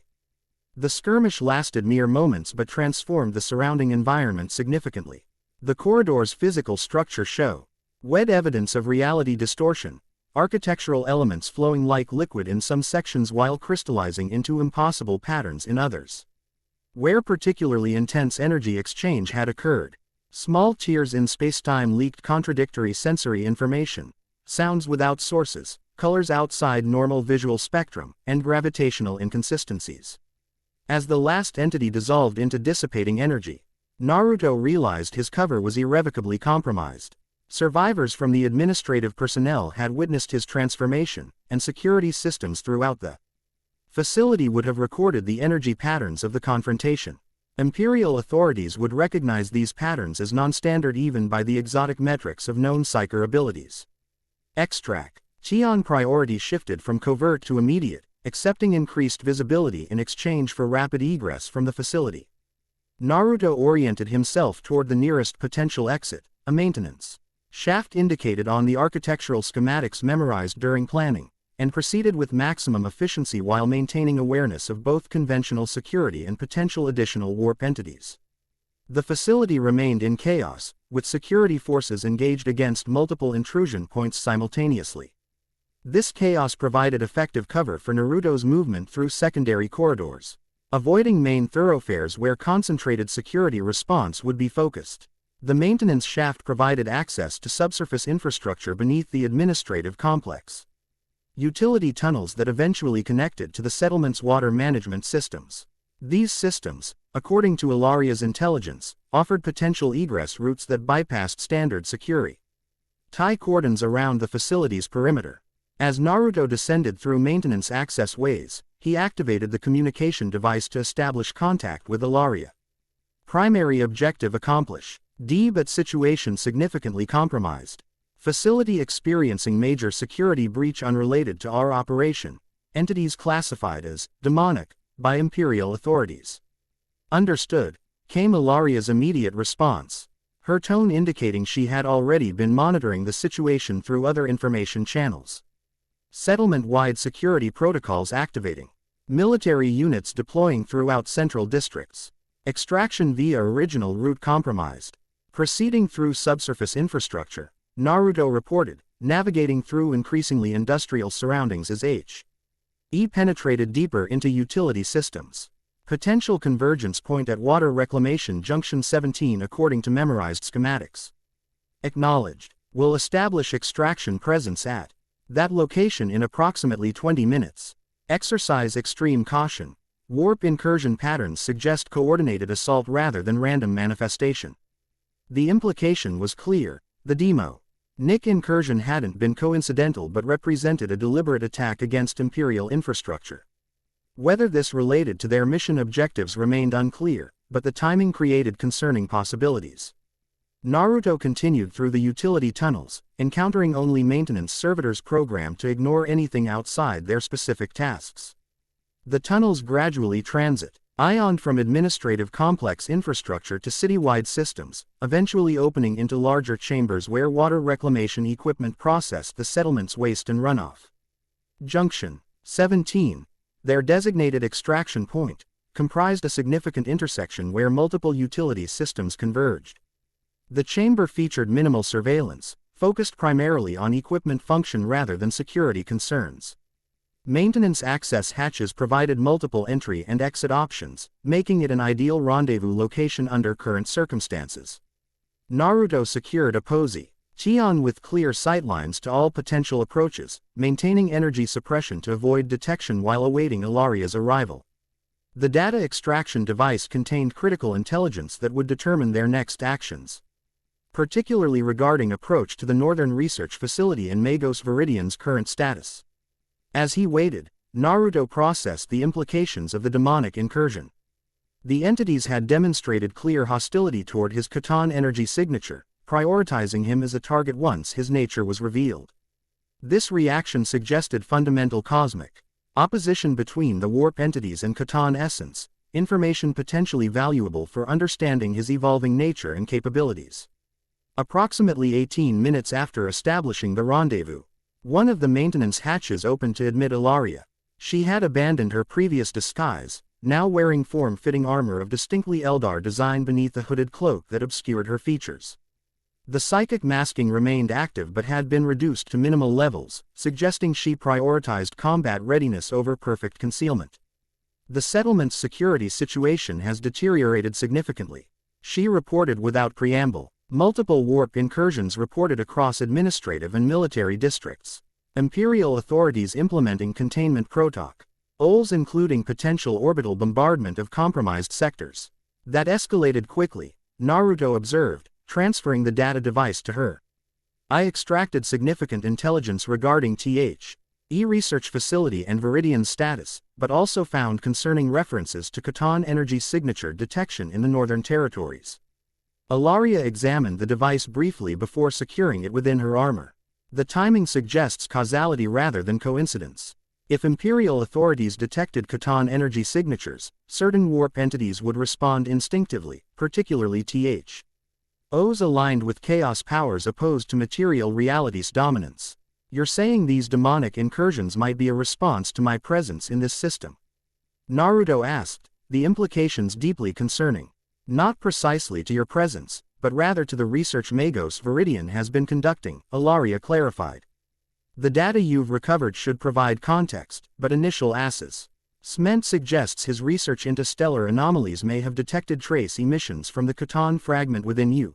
possibly establishing connection to additional fragments elsewhere in the galaxy. This revelation aligned with concerning patterns Naruto had observed in the extracted data, references to resonance cascades and sympathetic energy structures in classified research summaries. If Viridian had inadvertently created technology that detected or even influenced Catan energy signatures, it would explain both the Imperial quarantine and potential warp entity interest. RX. Traction options are limited and diminishing, Ellaria continued, activating a small hololithic projector that displayed the settlement's layout with security deployments highlighted. Imperial Authority. TIEs have implemented lockdown protocols for all primary transit systems. Military cordons are establishing perimeter containment around affected districts, which includes our current location, Naruto noted, studying the tactical display with practiced assessment. Precisely. Conventional extraction approaches are compromised. However, the security focus on warp entities provides potential advantage for those presenting different energy signatures. Ellaria adjusted the display to highlight a specific route through the settlement's industrial district. This approach bypasses primary secure ITY cordons while avoiding areas of reported warp activity. The proposed route would take them through the settlement's manufacturing sector, an area dominated by automated production facilities with minimal human presence during night cycles. From there, they could potentially access transportation options beyond the central security perimeter, eventually reaching their original craft hidden in the forested region outside Augustgrad. Time-sensitive implementation required, Ellaria added, deactivating the hololithic display. Security patterns indicate progressively increasing coverage as additional military assets deploy from orbital facilities. They proceeded through the utility tunnels following Ellaria's designated route, emerging eventually into the manufacturing district through maintenance access points. The industrial region presented stark contrast to the administrative complex's Gothic architecture, utilitarian structures dominated by function rather than form, with minimal ornamentation beyond required imperial symbols and manufacturing guild designations. The district showed minimal security presence compared to administrative and residential sectors, logical prioritization given the predominantly automated nature of production facilities and their limited strategic value compared to command infrastructure. They navigated between massive factory complexes, avoiding the sporadic security patrols through careful timing and environmental awareness. As they approached the district's perimeter, however, the situation complicated significantly. A substantial military checkpoint had been established on the primary access route, with Chimera armored vehicles creating physical barriers supplemented by infantry squads in full combat configuration. Bypass options appeared limited, with open terrain between industrial structures providing minimal concealment for alternative approaches. Imperial Guard 31st Harakoni, Ellaria identified, studying the deployment through enhanced optical devices. Drop Regiment specializing in rapid deployment and perimeter control. Their presence suggests expectation of attempted breakthrough rather than mere containment. They're anticipating something trying to leave the settlement, Naruto observed. Something significant enough to justify combat-ready forces rather than standard security. The warp incursion provides convenient justification for heightened security measures, Ellaria agreed, but the specific deployment pattern suggests additional concerns. These forces are positioned to intercept ground-based extraction, with clear fields of fire across all viable approach vectors. Almost as if they're expecting us specifically, Naruto concluded, the implication unavoidable given the circumstances. A concerning possibility we must consider, Ellaria acknowledged. The data you extracted may provide context regarding whether your energy signature has been specifically identified by Imperial authorities. The end. I hope you enjoyed this episode. Remember to subscribe and like this video. See you in the next video.